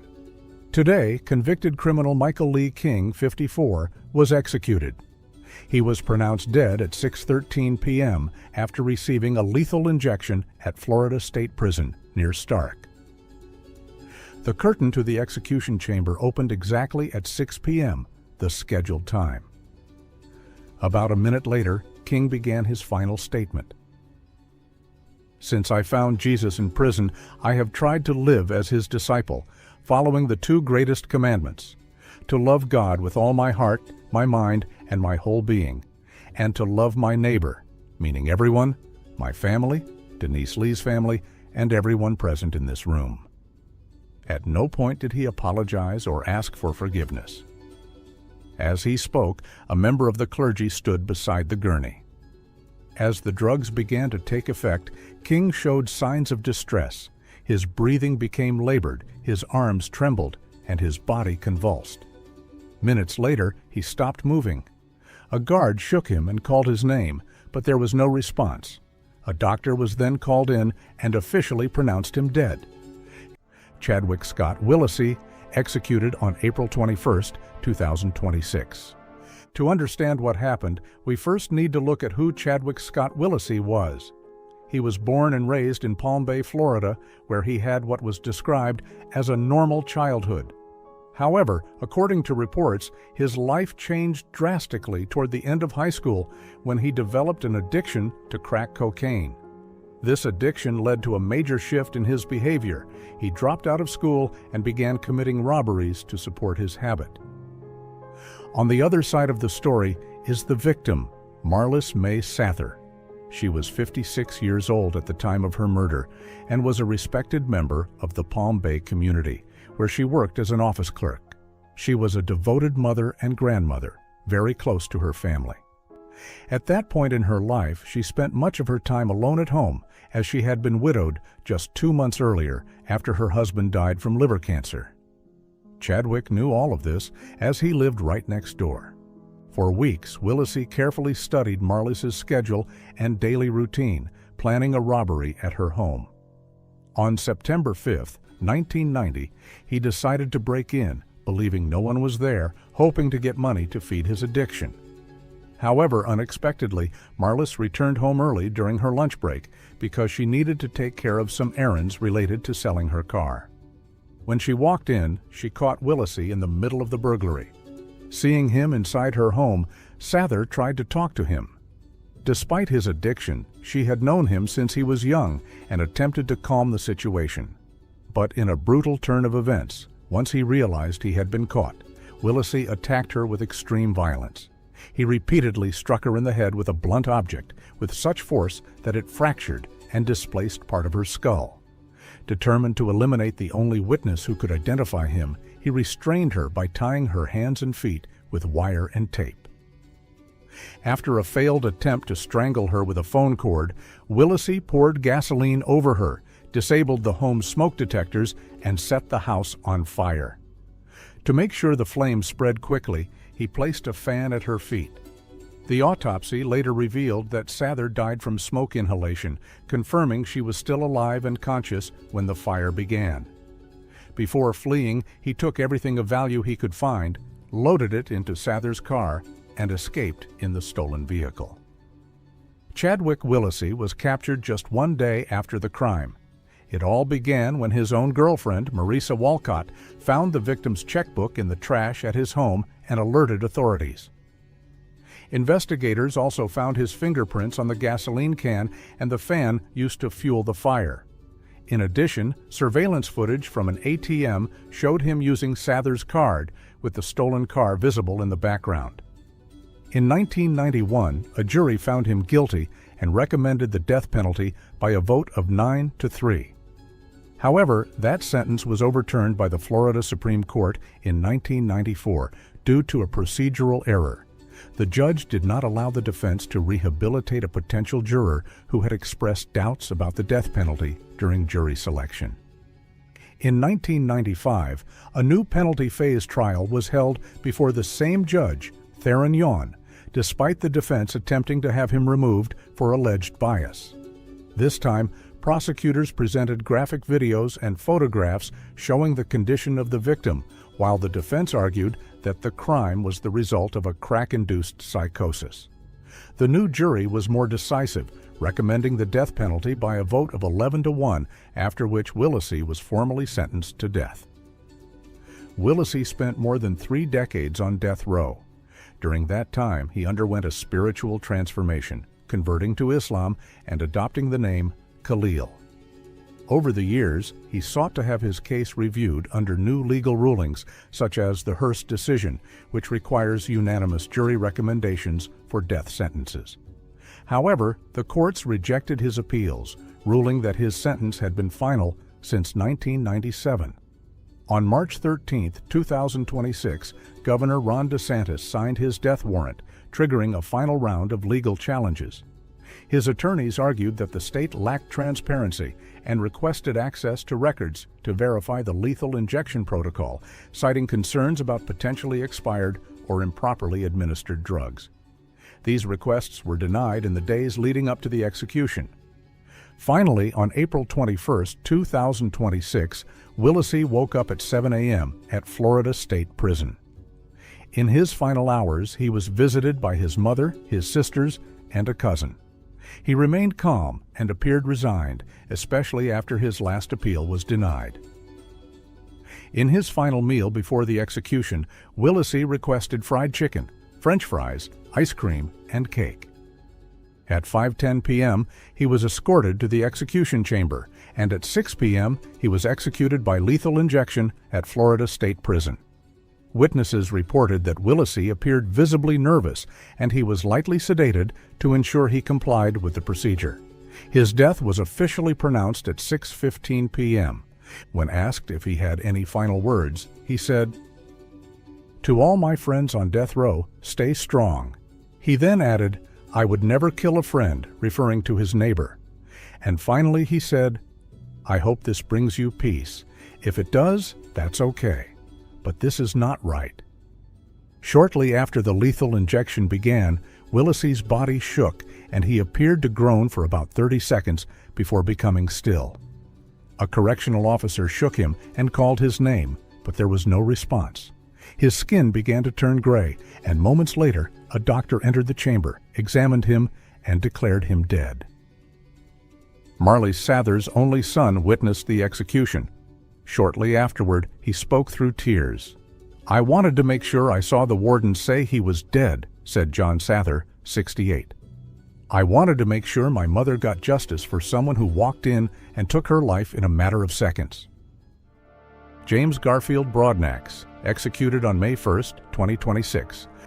Tell me what happened in the parking lot of that recording studio. What happened? What happened? Killed that bitch ass. Why? James Broadnax was born on October 30th, 1988, in California, into a working-class family considered normal. During his youth, he spent most of his time alone, a situation that contributed to him dropping out of school after completing only the 10th grade. Before the crime, he had no history of violent behavior and was seen by those who knew him as lazy. His only legal record was a minor conviction for nonviolent marijuana possession. Broadnax had a very close relationship with his cousin, Demarius Cummings, with whom he spent much of his time. Unlike him, Cummings already had a criminal record that included several convictions for robbery and burglary. In 2008, both cousins, at 19 years old, decided to move to Dallas, Texas, where they continued committing small robberies to support their addictions. In the early hours of June 19, 2008, James Broadnax and his cousin, Demarius Cummings, took a train from southeast Dallas to Garland, a suburb they believed was mostly populated by wealthy white residents. Their goal was to commit a robbery, but they had no specific plan. They were simply looking for a random opportunity. Around 1 a.m., after wandering around the area several times, they came across Stephen Swan and Matthew Butler outside their recording studio. At first, the cousins showed no signs of aggression and instead struck up a friendly conversation with the music producers. For about 30 to 45 minutes, they talked about music and the industry, seemingly gaining their trust before leaving the area. However, this was far from a chance encounter with no ulterior motives. Broadnax and Cummings had already taken note of the victims and were beginning to consider robbing them. After walking away, they decided not to carry out the plan at that moment for reasons that were never entirely clear. However, when they tried to return to Dallas, they realized that public transportation was no longer running. With no money and no way to get back, they chose to return to the studio, this time with a more determined and violent plan, to rob the producers and steal their vehicle to escape. When they returned to the studio, Swan and Butler were still there, something they hadn't accounted for, so they had to improvise. Cummings told Broadnax that he needed to shoot them. As they approached, Cummings asked for a cigarette, and without giving them a chance to respond, they brutally opened fire. Broadnax shot Swan twice. When he fell to the ground and tried to get back up, he shot him once more. Butler, witnessing the scene, attempted to flee, but Broadnax shot him 4 times. Both men died on the pavement from gunshot wounds to the head and chest. After the shooting, the attackers searched the victims' pockets. It is shocking that they took 2 lives over money, and even more disturbing is that they only ended up with $2 in cash. The most valuable item they stole was Swan's 1995 Ford Crown Victoria, which they used to flee the scene. Fuck, you know what I'm saying? We finna get ready to leave. I went back and asked him, like, man, y'all got one of y'all got a cigarette? You know what I'm saying? Like, yeah. So shit, he went to go reach for it, pulled the pistol, shot him, shot the driver, or whoever the fuck he was. Shit, he like, the one I shot at first, he stumbled back, you know what I'm saying, like dropped, got back up like he was finna run. The one I hit second, you know what I'm saying, he raised up like he was finna do something, so I shot him in the head, you know what I'm saying. Then the other one, shit, shot him twice in the head. Just make sure, fuck that, you know what I'm saying, I don't need that shit, you know what I'm saying, lay that shit down. You know what I'm saying, so me and my cousin ran their pockets, you know what I'm saying, got the keys, got their wallet and shit.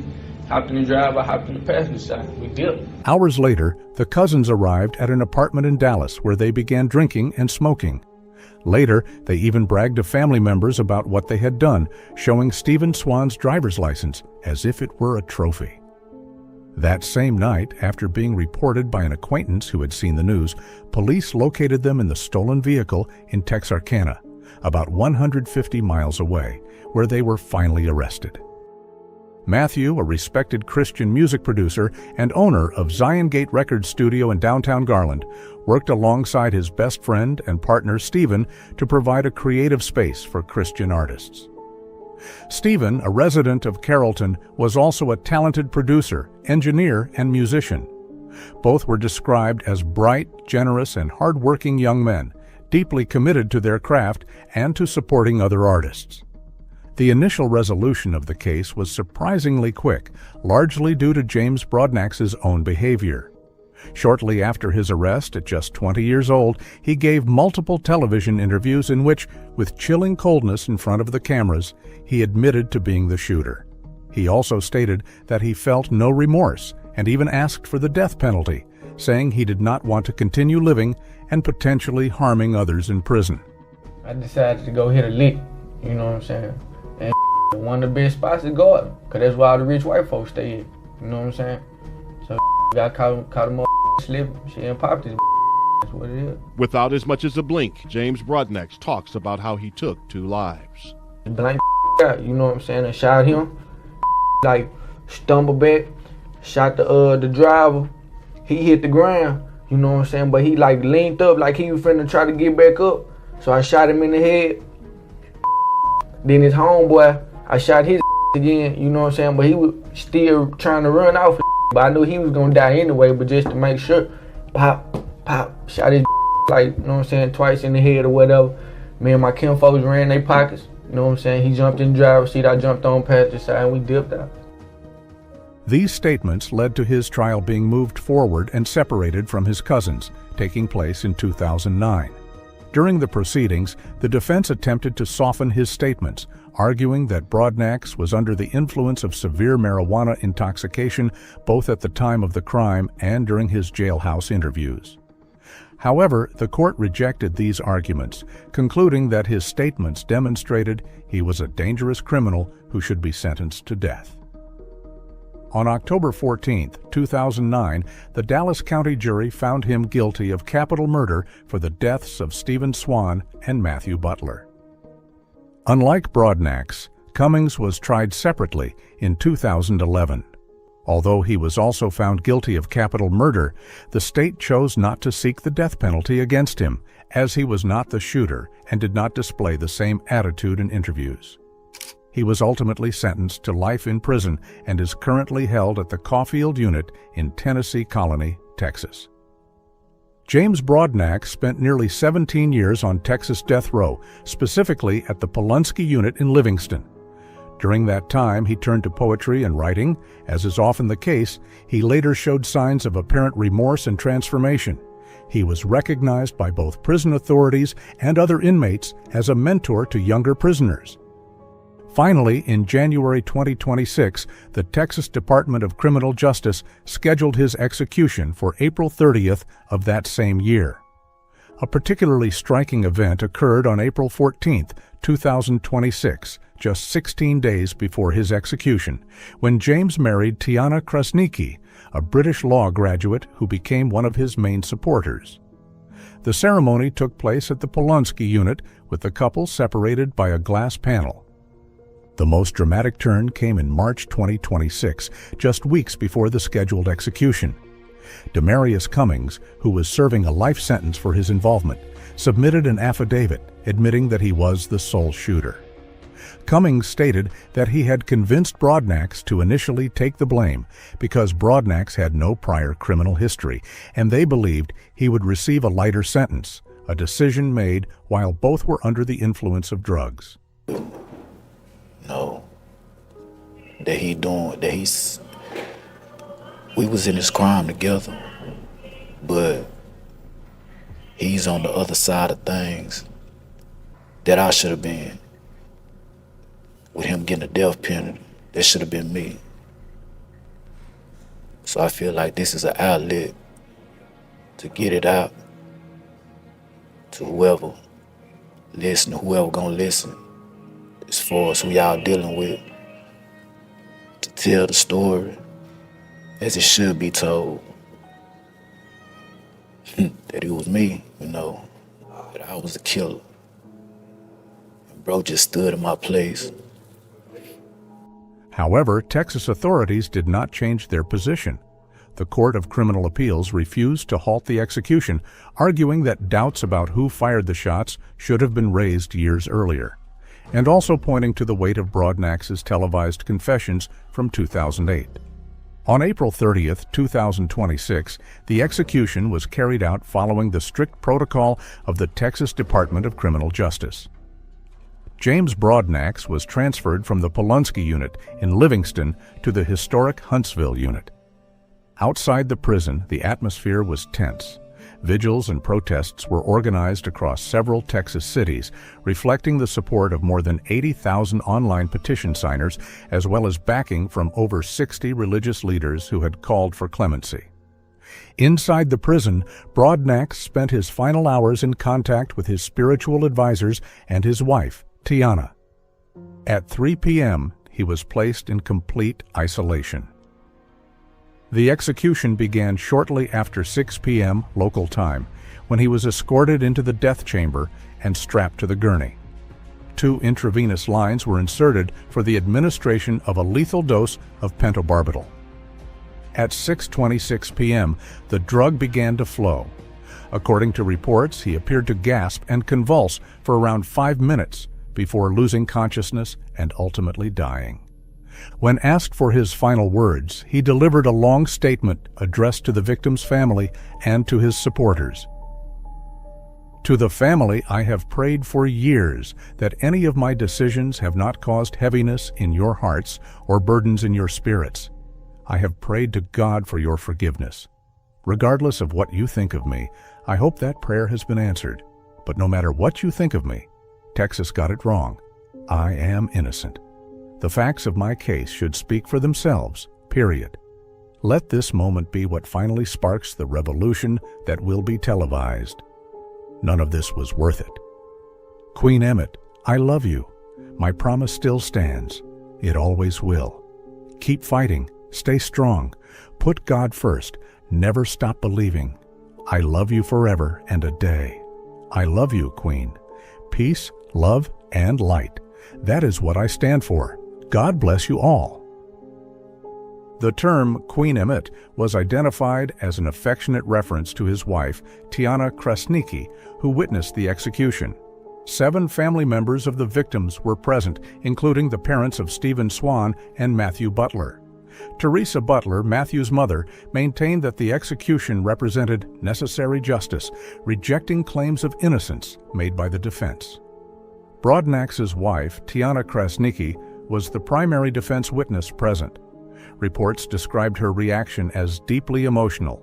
She pressed against the glass, repeatedly shouting, "I love you," as her husband lost consciousness. After the procedure ended, she had to be assisted out of the viewing area by officials. He's gone. They took him. James Ernest Hitchcock, executed on April 30th, 2026. James Ernest Hitchcock was born in 1956 in Arkansas, one of 7 siblings. With so many children, and after the early death of his father, he grew up in extreme poverty. Over the years, his siblings went their separate ways, and by the age of 18, he was already involved in criminal activities such as theft, weapons use, and drug consumption. In the summer of 1976, James, at 20 years old, was involved in the burglary of a home in Arkansas, where he was caught and sentenced to prison. However, not long after, he was granted parole. It was then that one of his brothers, Richard Hitchcock, took pity on him and offered him the chance to move to Orlando, where he lived. So James Hitchcock moved to Florida with the intention of starting over. Richard Hitchcock had moved to Orlando sometime earlier, where he met Helen Judy Hitchcock. The two got married and began a life together. Helen had a daughter from a previous relationship, Cynthia Ann Driggers, who was 13 years old and lived with them.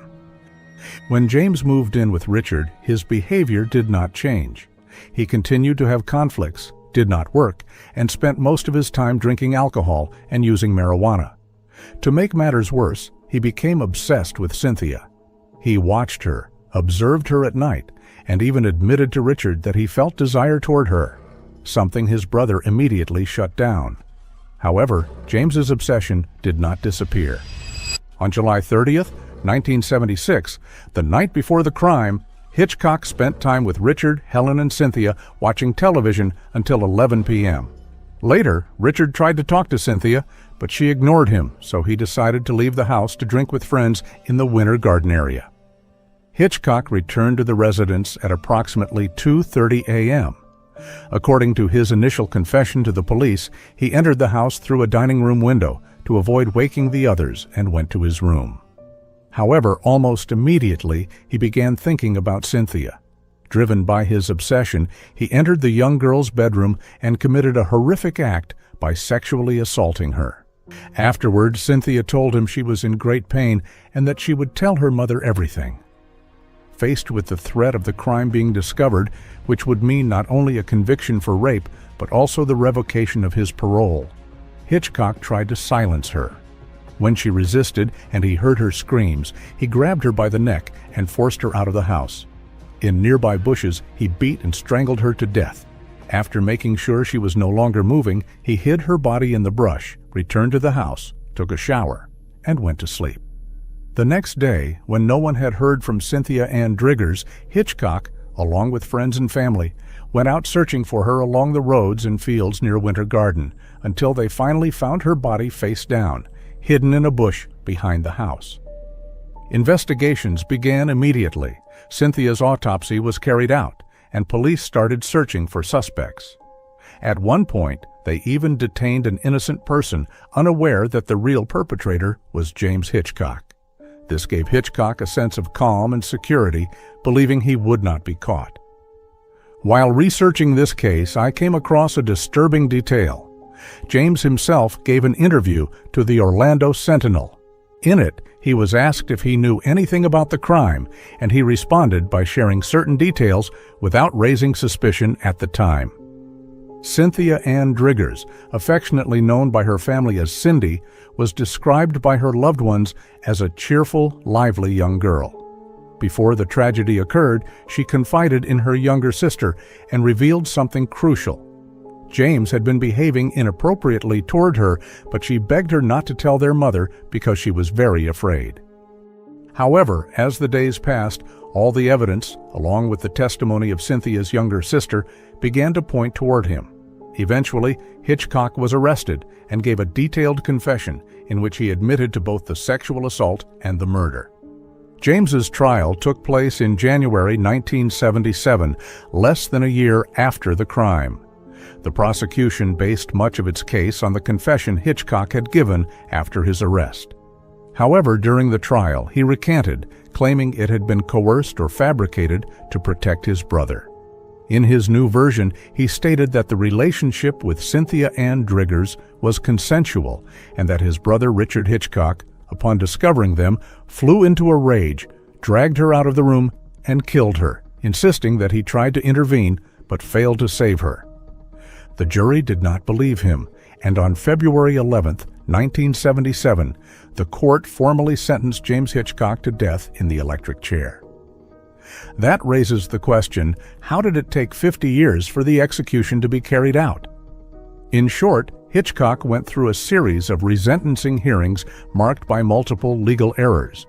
The case became even more complicated because, due to failures in preserving the evidence, DNA testing was never possible.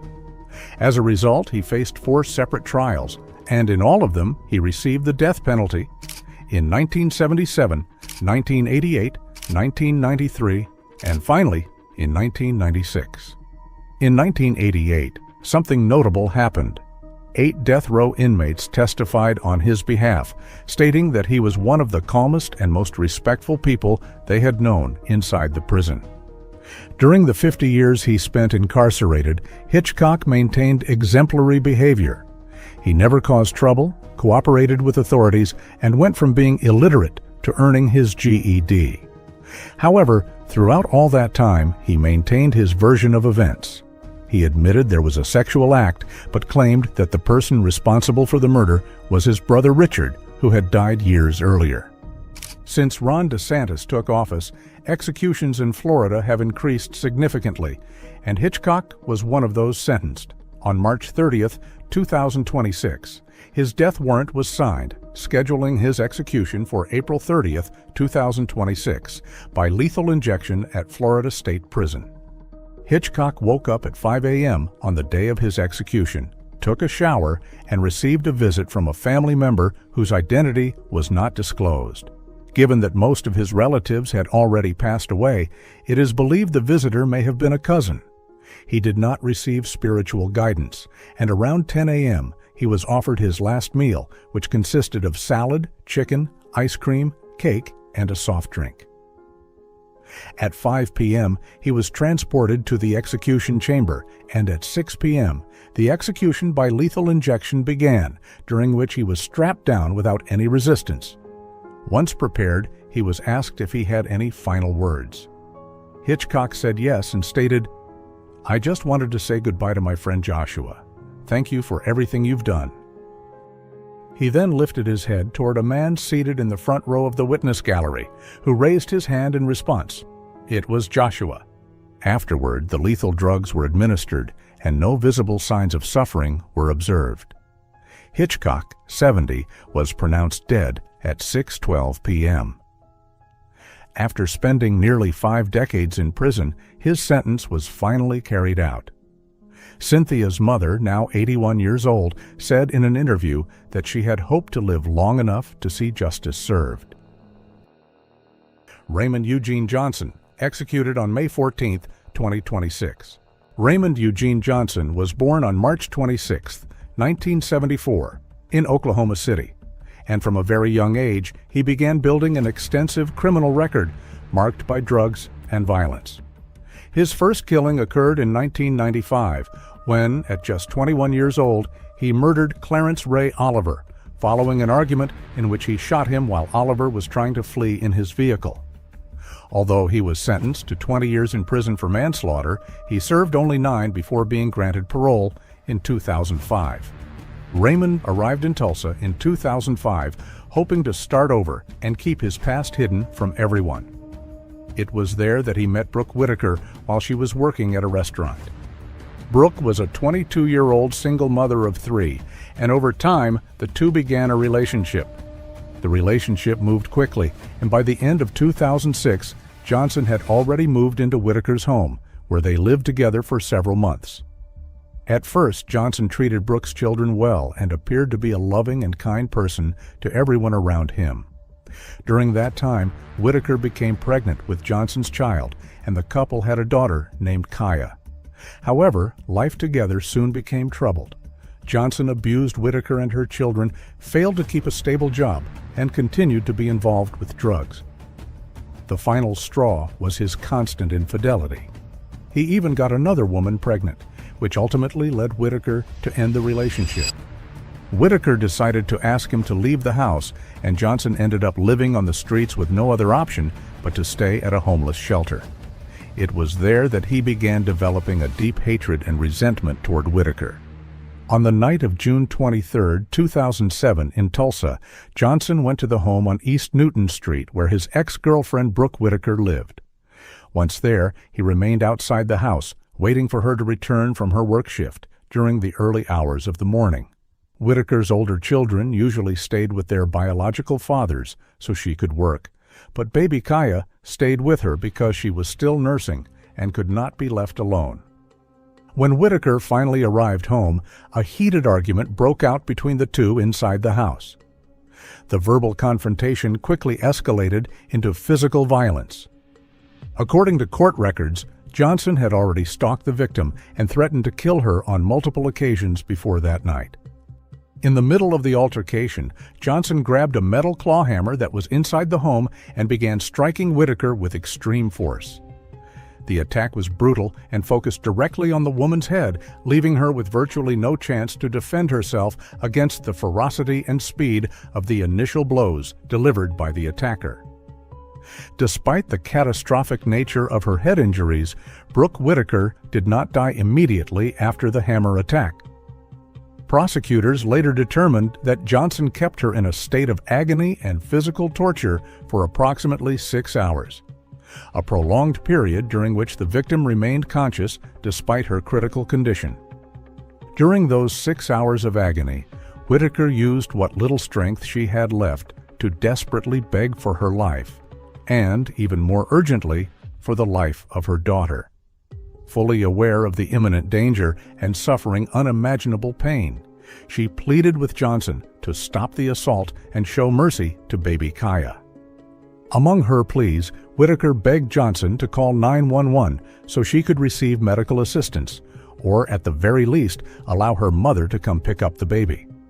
She also pleaded with him to think about her other 3 children, who fortunately were not inside the home at the time. Johnson ignored every one of Whitaker's pleas and chose to escalate the crime into an act of total destruction. He left the house and went to a tool shed located in the backyard to retrieve a gasoline can, then returned inside with the deliberate intention of setting the home on fire in order to erase evidence of the attack. With the accelerant in his possession, Johnson proceeded to pour gasoline over Whitaker's body throughout several areas of the house, and fatally inside the bedroom where baby Kaya was sleeping in her crib. To ignite the flames, Johnson set a kitchen towel on fire and threw it directly onto Whitaker's wounded body.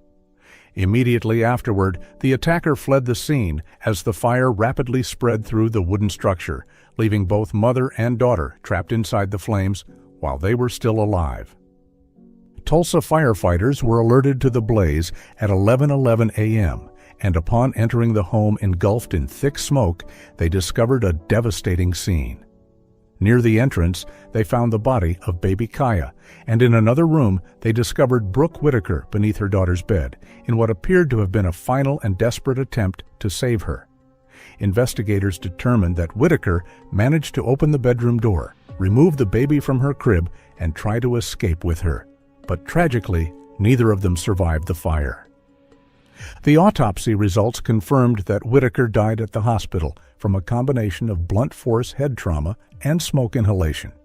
However, it was determined that baby Kaya died exclusively from extreme thermal burns. Raymond Eugene Johnson was arrested the day after the murders. At the time of his arrest, police recovered a garbage bag from a dumpster containing boots, blood-stained clothing, Whitaker's wallet with her driver's license inside, and the claw hammer used in the attack. The trial of Raymond Eugene Johnson officially began in June 2009 in Tulsa County.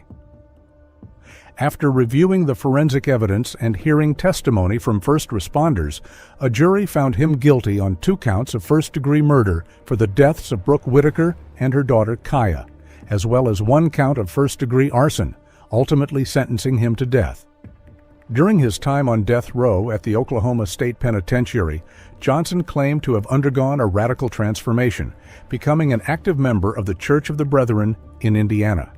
His attorneys stated that he became a role model for other inmates, leading religious services and writing poems and spiritual devotionals.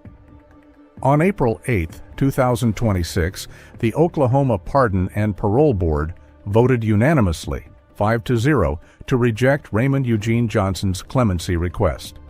With that decision, his execution by lethal injection was officially scheduled for May 14, 2026. Johnson woke up today at 6 a.m.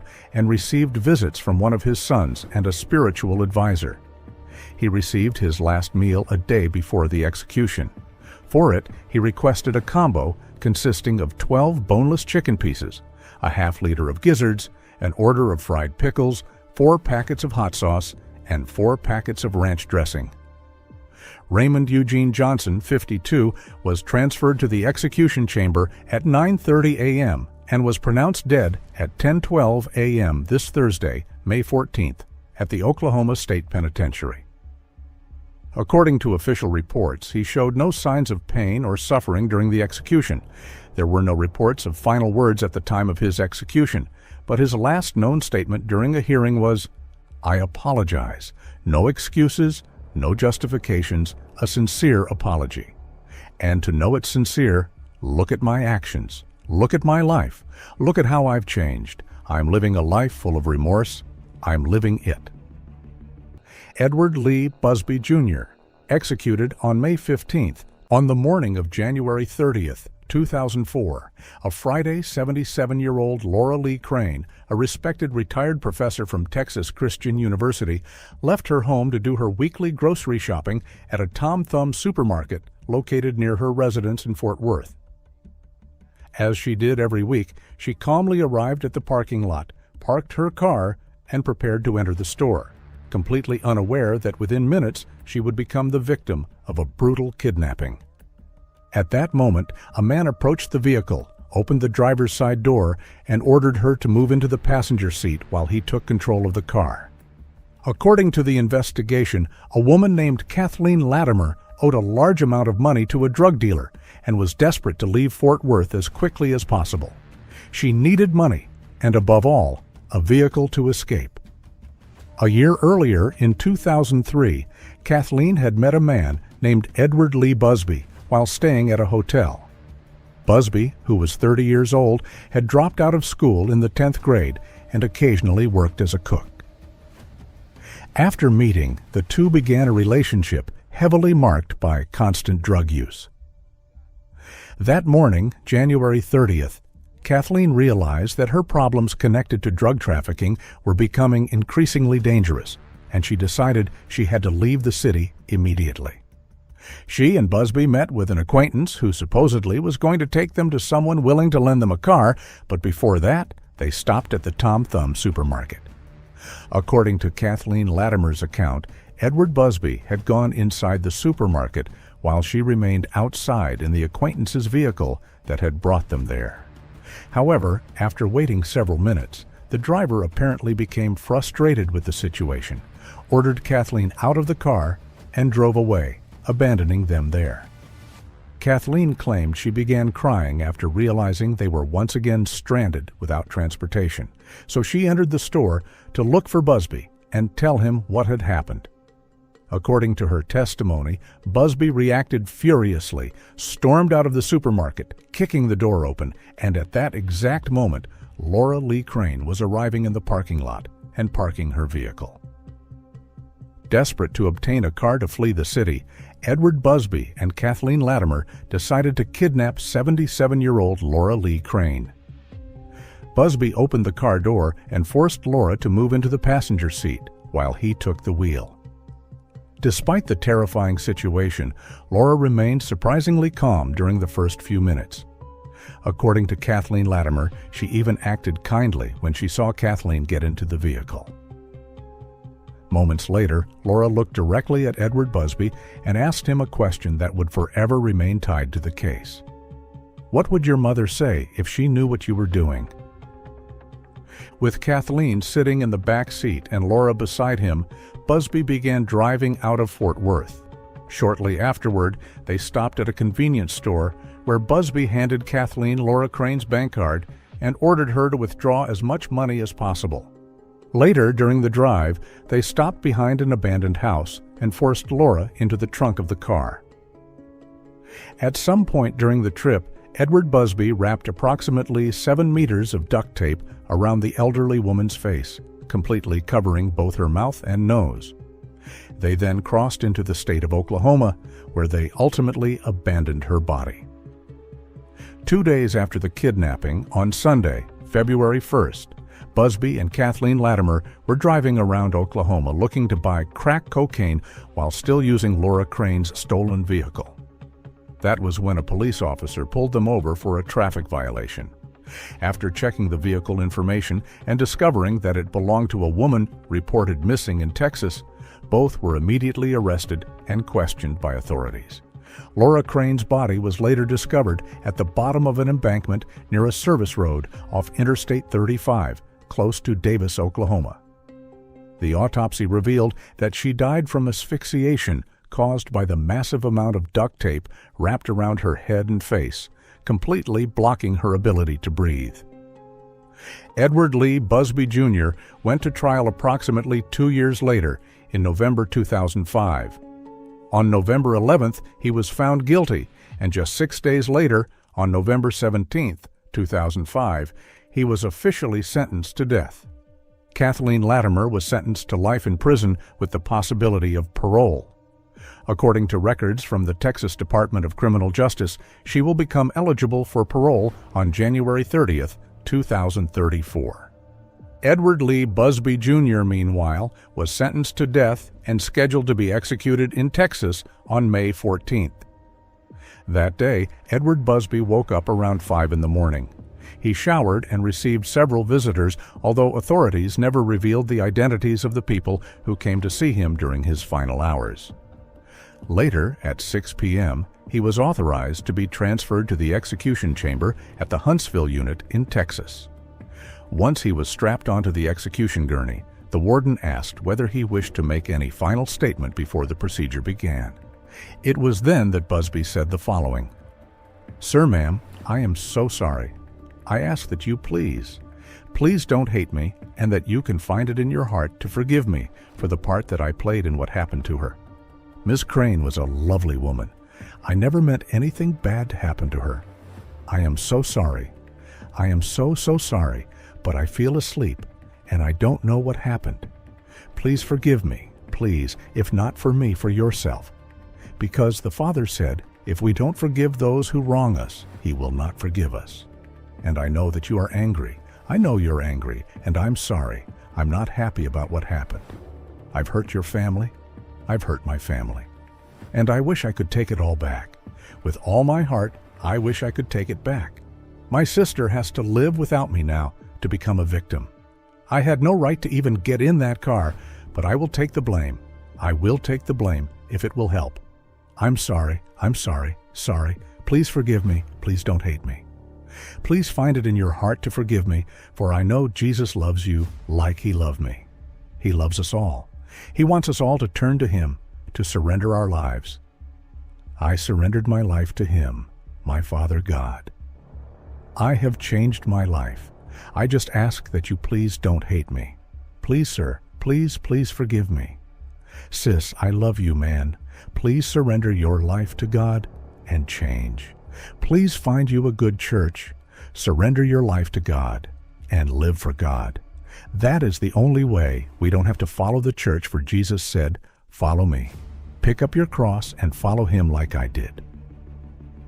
I had at least 10 years of following God and then a good 3 years of surrendering. I surrendered my life to God, but I'm here now because this is the will of God, and I'm going home to be with Jesus. I will see you on the other side. Glory be to God. All praises be to my Father God. "I'm ready, Warden." As the lethal dose of pentobarbital began to flow, Busby took a deep breath, closed his eyes, and gasped. Shortly afterward, he began snoring, with the sounds gradually becoming softer, until all physical movement ceased within approximately 40 seconds. He remained motionless on the execution gurney and was officially pronounced dead 38 minutes later, at 8:11 p.m. Richard Andrew Knight, Jr., executed on May 21, 2026. Richard Knight was born in Jamaica and arrived in the United States in 1998. Shortly after entering the country, he decided to remain there illegally and soon became involved in drugs and robberies. Before the crime that would ultimately send him to death row, Knight was already facing serious accusations, including indecent sexual assault against a 16-year-old girl and physical assault against a 12-year-old child.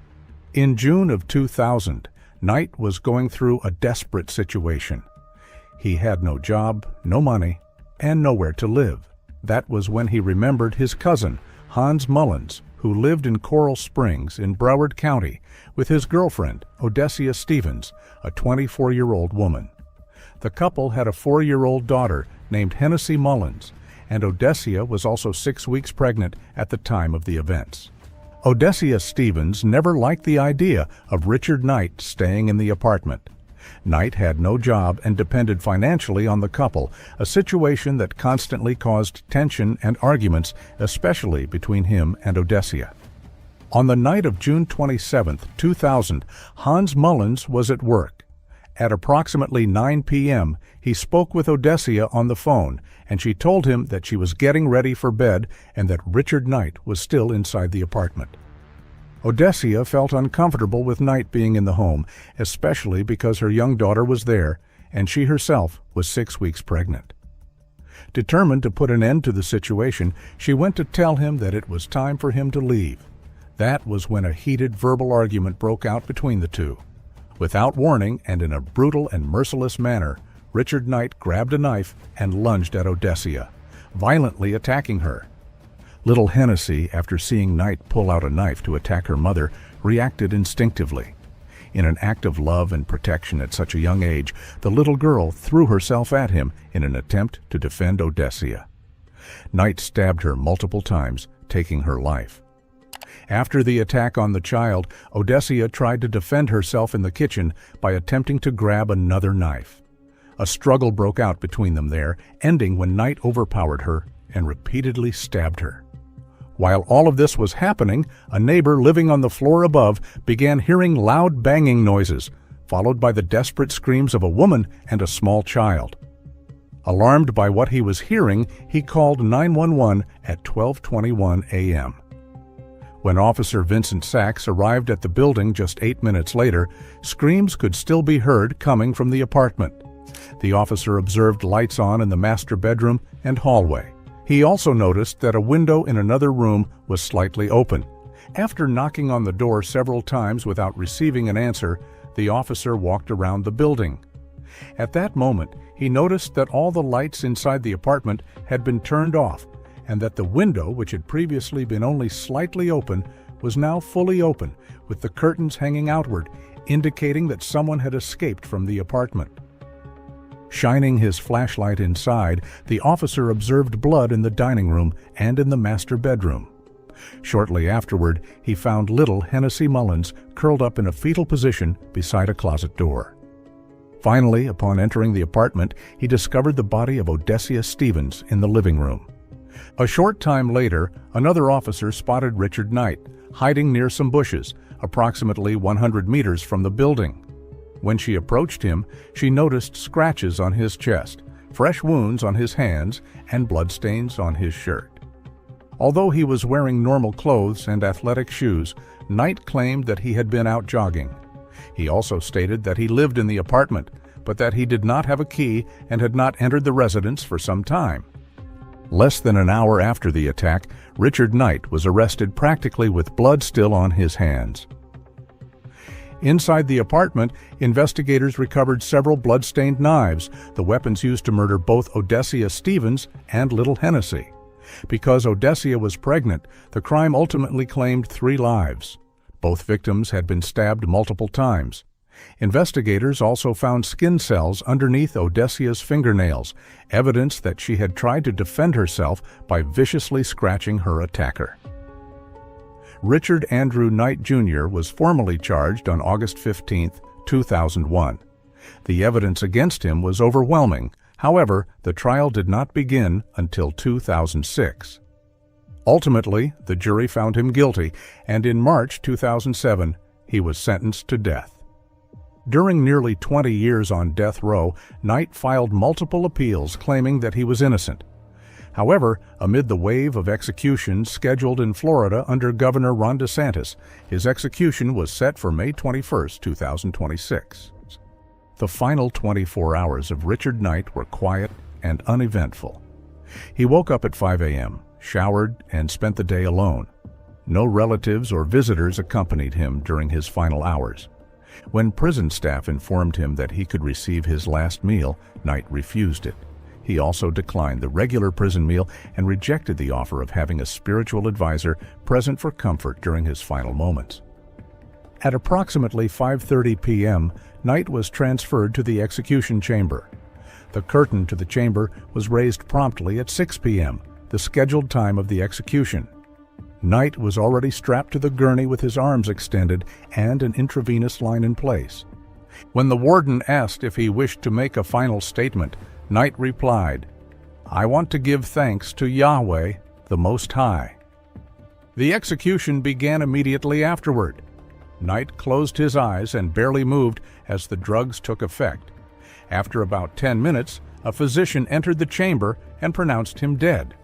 Richard Knight, 47, was officially declared dead at 6:13 p.m.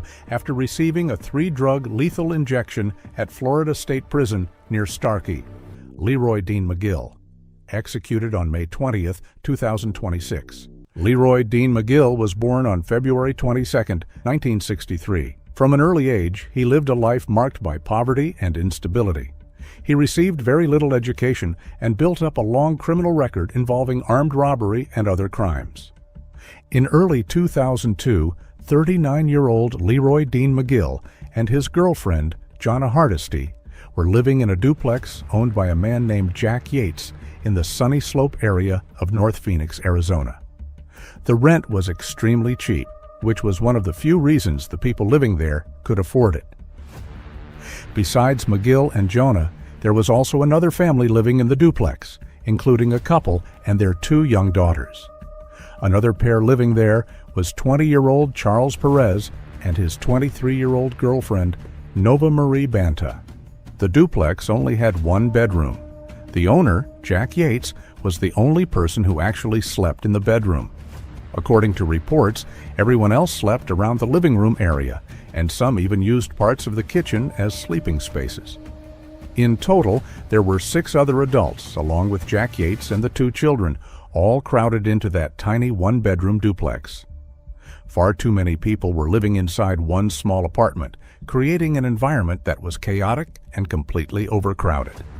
Charles Perez, a Mexican immigrant, sold marijuana inside the duplex to some of the other residents, including Leroy McGill. Charles also owned a shotgun that he kept hidden somewhere in the apartment. According to reports, McGill constantly talked about the shotgun and seemed fascinated by it. Then one day, the shotgun suddenly disappeared.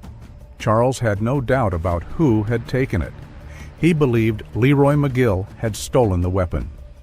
Charles spoke with the duplex owner, Jack Yates, and together they decided to evict McGill and Jonna from the apartment. After being kicked out, McGill and Jonna were basically homeless and spent several days sleeping on the streets. A few days later, however, they were temporarily allowed to stay in another duplex just a few doors away. When Leroy McGill learned that he had been evicted because people believed he stole the shotgun, he became furious with Charles. Around 3:30 in the morning, McGill walked back to Jack Yates's duplex while most of the people inside were still awake. It was the father of the 2 little girls who answered the door after McGill knocked. According to testimony, Leroy McGill told the father that he needed to get his wife and daughters out of the house because he was about to go inside to teach Charles Perez and Nova Banta a lesson. The father agreed, grabbed his wife and daughters, and left the duplex. But before leaving, he begged McGill not to hurt the owner, Jack Yates. McGill apparently agreed. Moments later, Leroy McGill approached Charles Perez and Nova Banta, who were sitting side by side on a couch.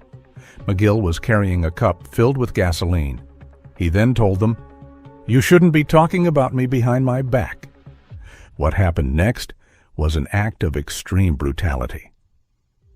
Just as Charles and Nova were about to respond, McGill threw the gasoline directly onto them and immediately lit a match, tossing it at them as well. Within seconds, both victims were completely engulfed in flames. Charles and Nova ran out of the duplex, screaming in agony while their bodies burned. The fire quickly spread throughout the residence. According to reports, Jack Yates managed to escape unharmed. After getting outside, he saw Nova completely on fire and used a blanket in an attempt to put out the flames covering her body.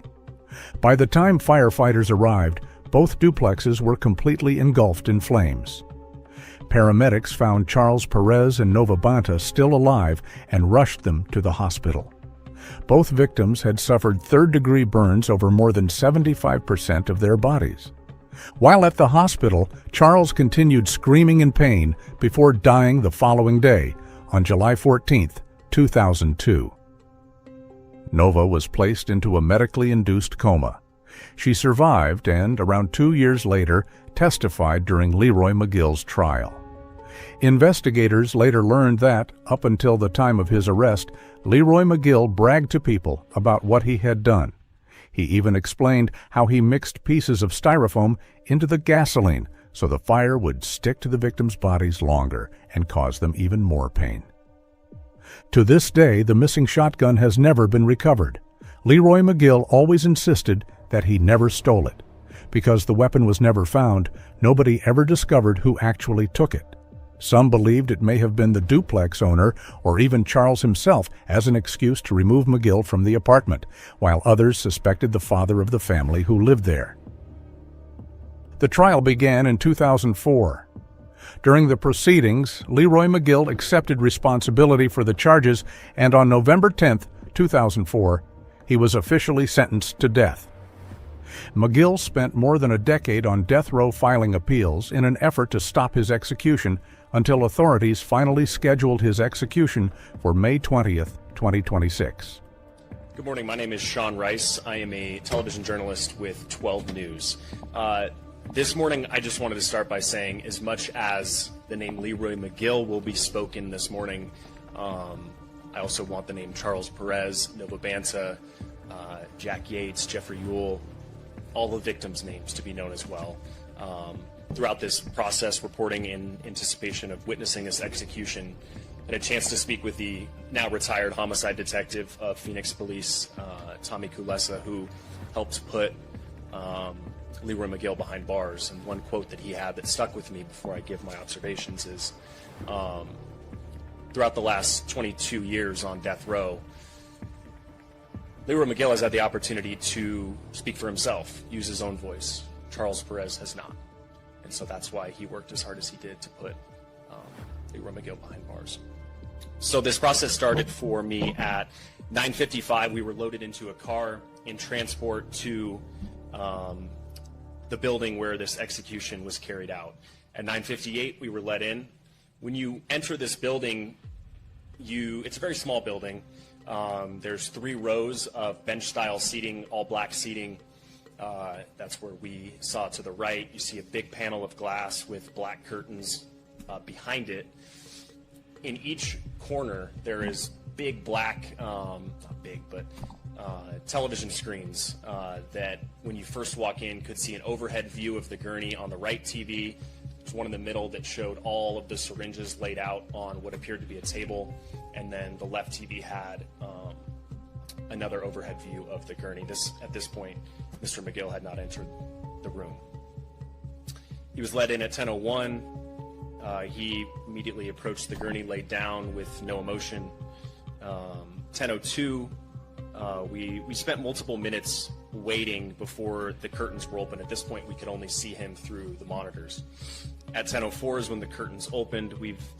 What I could see throughout multiple minutes was him just taking deep breaths in and out.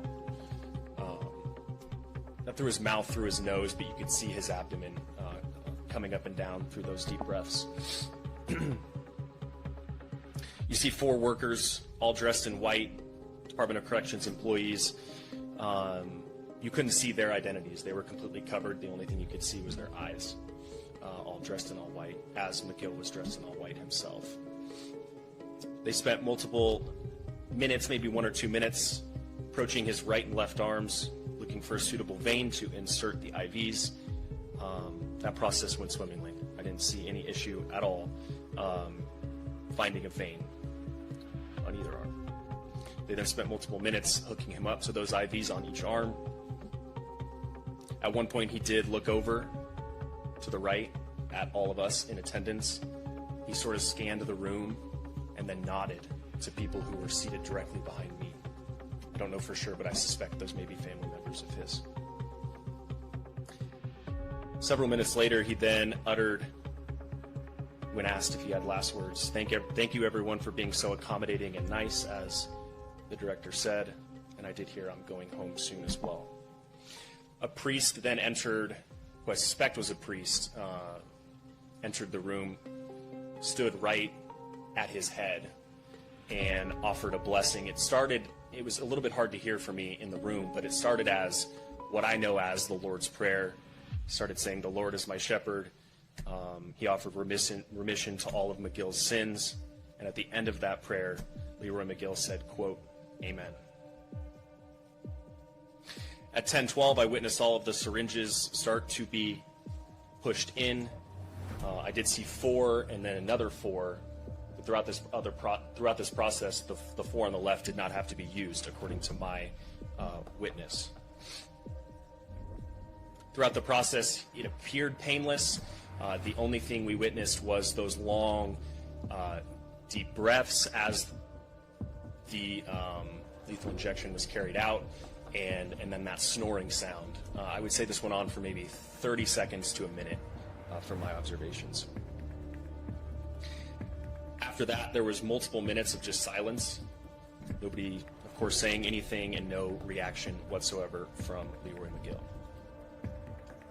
The only thing I witnessed from 10:16 to the time of death at 10:26 was a slight twitching on the right side of his head, and I witnessed that at 10:22. Didn't appear to be anything major, but just you could see the skin on the right side of his head start to move a little bit. And that was at 10:22, so 4 minutes before time of death at 10:26. That was... Somebody came in, read that 10:26 was the time of death, the curtains closed, and minutes later we were escorted out. Any question? Andrew Richard Lukehart, executed on June 2nd, 2026. This case is one of the saddest and most disturbing crimes ever committed in the state of Florida. To understand how this brutal crime happened, we must first learn about the man who committed it. His name was Andrew Richard Lukehart. He was born in 1973 in Pennsylvania. Although this in no way excuses his actions, court records indicate that he had an extremely difficult childhood. According to those documents, he grew up in a deeply dysfunctional family environment and was subjected to physical and sexual abuse by a maternal uncle from a very young age. In the early 1990s, due to the trauma and emotional problems he carried with him, a mental health clinic formally recommended that he receive specialized treatment at the Maine Youth Center.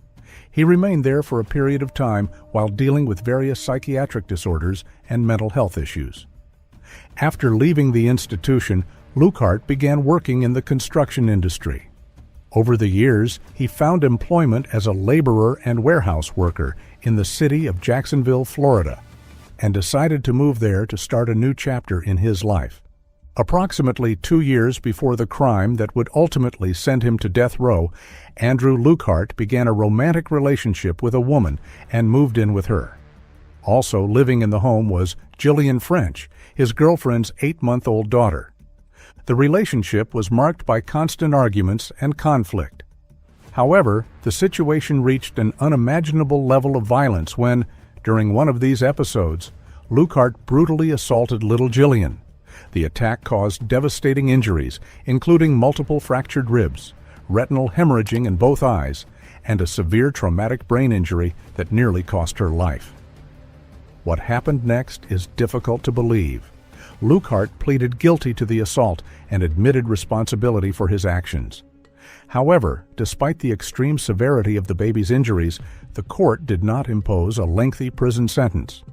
Instead, he was granted probation, a decision that would later be heavily criticized, especially after the crime that would eventually lead to his death sentence. In 1996, Andrew began a new romantic relationship with a woman named Misty Rue. Misty was the mother of two young daughters, Ashley, who was 2 years old, and Gabriel Hanshaw, a baby girl who was only 5 months old. Misty was completely unaware of Lukehart's violent past. Not knowing that he had previously been convicted of brutally assaulting another infant, she allowed him to move into her home in Jacksonville, Florida. Misty's father and uncle also lived in the house. Everyone in the family trusted him. Up to that point, Lukehart had appeared kind and affectionate toward both girls, and no one had observed any aggressive behavior that might have hinted at what was about to happen. On the afternoon of February 25, 1996, at around 5 o'clock, Misty and Lukehart returned home after running several errands around the city. Shortly afterward, Misty took Ashley into a bedroom for a nap. While she was trying to put the little girl to sleep, Lukehart was left alone with baby Gabrielle in another part of the house. For several minutes, everything seemed normal. From the bedroom, Misty could hear her baby laughing as Lukehart played with her and spoke to her affectionately. However, that apparent calm was about to come to an end.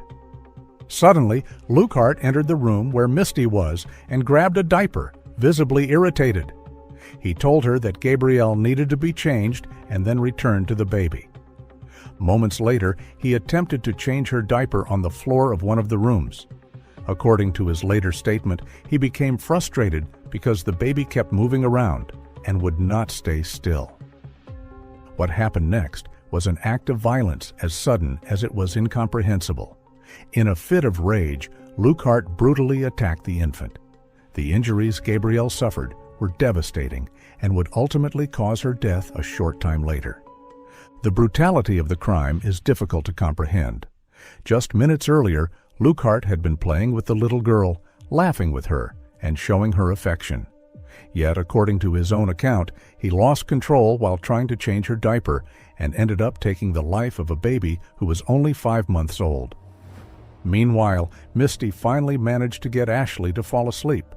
Shortly afterward, she heard the sound of a car engine starting outside the house. Looking out the window, she saw that it was her own vehicle and that Andrew Lukehart was driving away without saying a single word. Confused by his sudden departure, Misty went to the room where he had been caring for Gabrielle. When she entered, she discovered that the baby was no longer there. Approximately 30 minutes later, she received a phone call from Lukehart from a convenience store.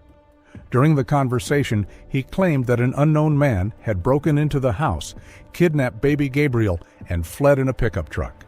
He also said that he had tried to chase the alleged kidnapper but had been unable to catch him.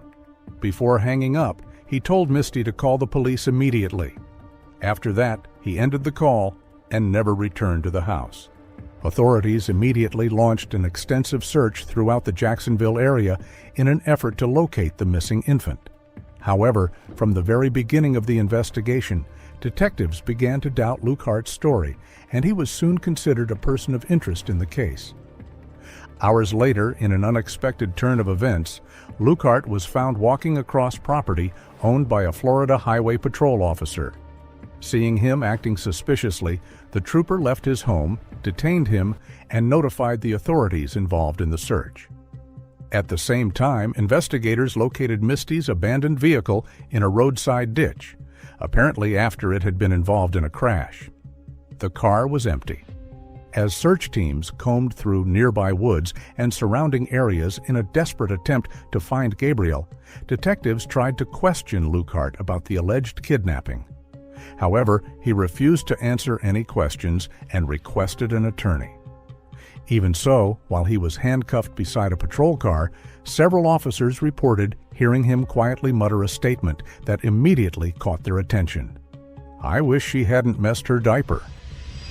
At that point, investigators still did not know exactly what had happened to Gabrielle, but that statement appeared to completely contradict the kidnapping story and further increased their suspicions about Lukehart. Lukehart agreed to speak with a detective and repeated the exact same story he had told Misty. An unknown man had entered the house, kidnapped Gabriel, and he had unsuccessfully tried to chase him down. The detectives did not believe any of his stories. During the interrogation, they placed a photograph of Gabrielle in front of him. Lukehart reacted with visible irritation, pushed the picture away, and said that he did not want to look at it. Eventually, the pressure from investigators caused him to break down. He admitted that the kidnapping story was completely false and confessed to causing the baby's death. Even then, however, he attempted to minimize what had happened.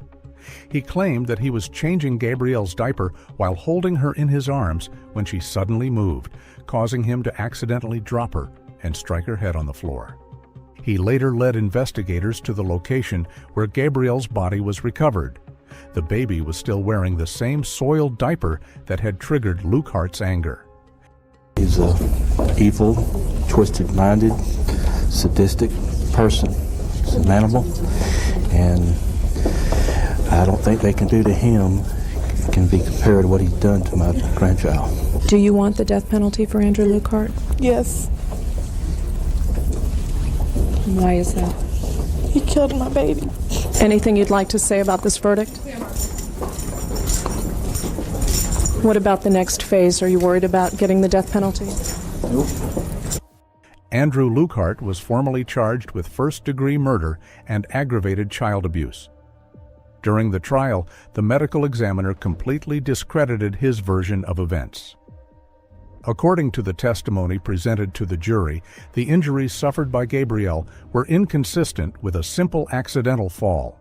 Prosecutors also introduced as an aggravating factor his prior conviction for severe child abuse in 1994. Ultimately, on April 4, 1997, the jury found him guilty, and Andrew Richard Lukehart was sentenced to death. After being sentenced to death, Andrew Lukehart spent nearly 29 years on Florida's death row. During that time, he filed numerous appeals in both state and federal courts in an effort to avoid execution. His defense team argued, among other things, that the death sentence should be overturned because the jury that recommended capital punishment had not reached a unanimous verdict, an issue that years later would become the subject of significant legal debate within Florida's judicial system. His attorneys also argued that Lukehart had repeatedly expressed remorse for Gabrielle's murder, and that this factor should be taken into consideration when evaluating his sentence. However, none of these appeals succeeded in changing the outcome of the case. For nearly 3 decades, courts reviewed the various motions and appeals filed by the defense time and time again, but ultimately upheld both the murder conviction and the death sentence. Finally, in May 2026, Florida Governor Ron DeSantis signed Andrew Lukehart's death warrant, setting his execution date for June 2nd of that same year. Earlier today, Lukehart woke up at 7 a.m., took a shower, and remained calm throughout the morning. He declined the option of requesting a special last meal and was instead served the standard prison menu.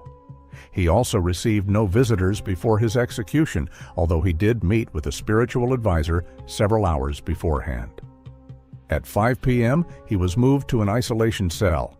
According to reports, he was initially uncooperative with prison staff and had to be lightly sedated. Later, at 6 p.m., he was escorted to the execution chamber. He was pronounced dead at 6:19 p.m. after receiving a lethal injection consisting of 3 drugs. According to witnesses, the execution proceeded without any complications, and there were no visible signs of suffering on the part of Andrew Lukehart. He was 53 years old at the time of his death. When the warden asked Lukehart if he had a final statement, he raised his head and looked toward a group seated in the front row of the witness room.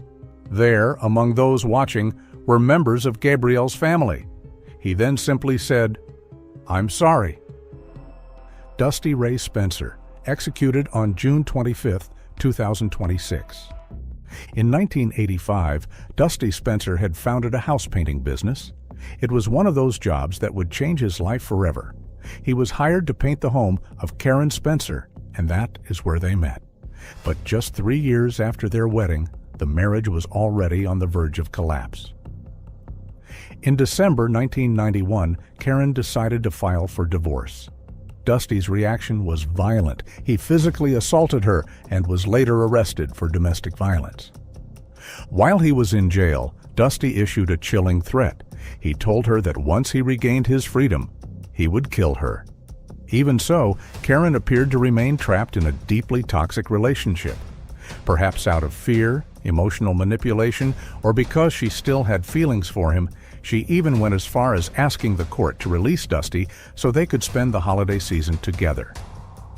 Eventually, Dusty was released before the holidays. After the celebrations on January 4, 1992, a verbal argument between the couple spiraled completely out of control. In the middle of the dispute, Dusty grabbed an iron and brutally struck Karen in the head.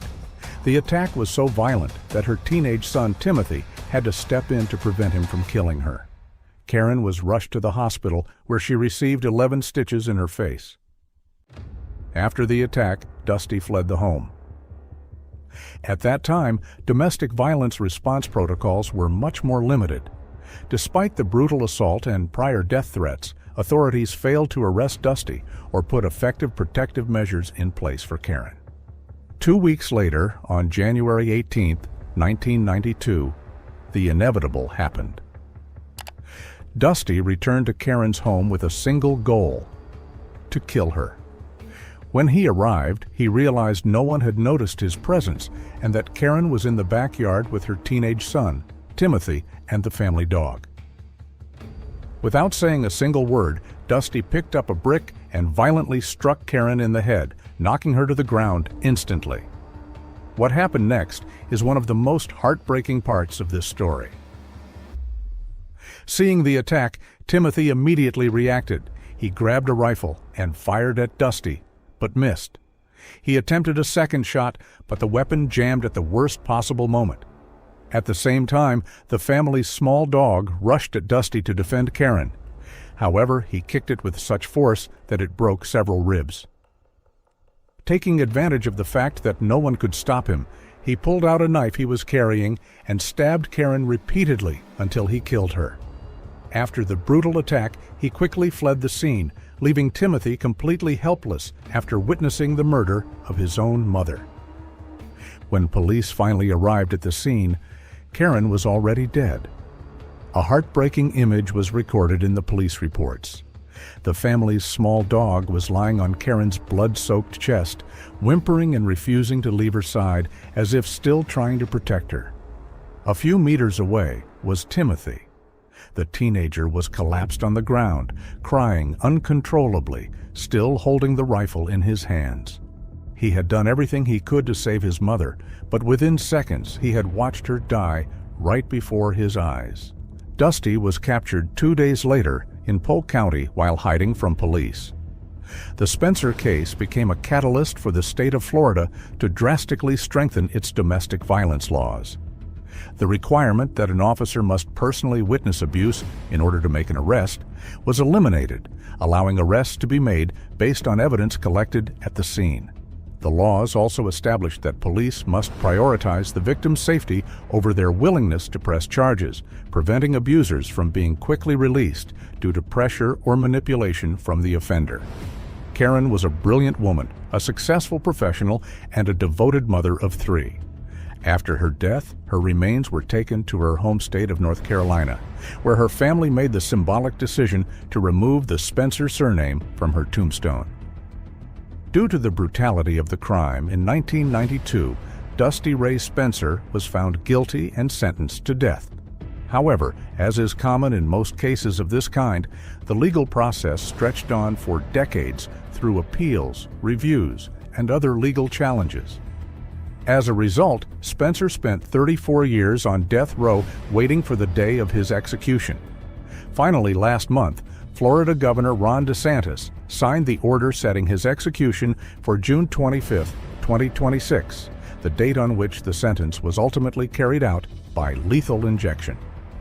Spencer woke up today at 5:30 a.m. and remained cooperative throughout the entire pre-execution process.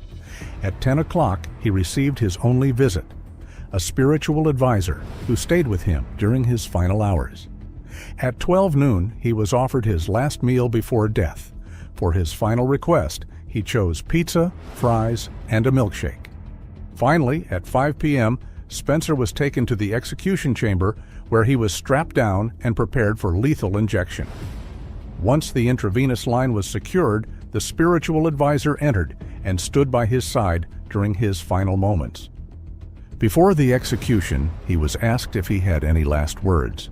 Spencer replied that he did and stated, "I am very sorry to the family. Into your hands I commit my spirit and my soul. I am on my way, Lord. I am on my way. Amen." Dusty was pronounced dead at 6:10 p.m. after receiving the lethal injection. According to the prison spokesperson, the procedure was carried out without complications. The victim's family did not release any public statement following the execution.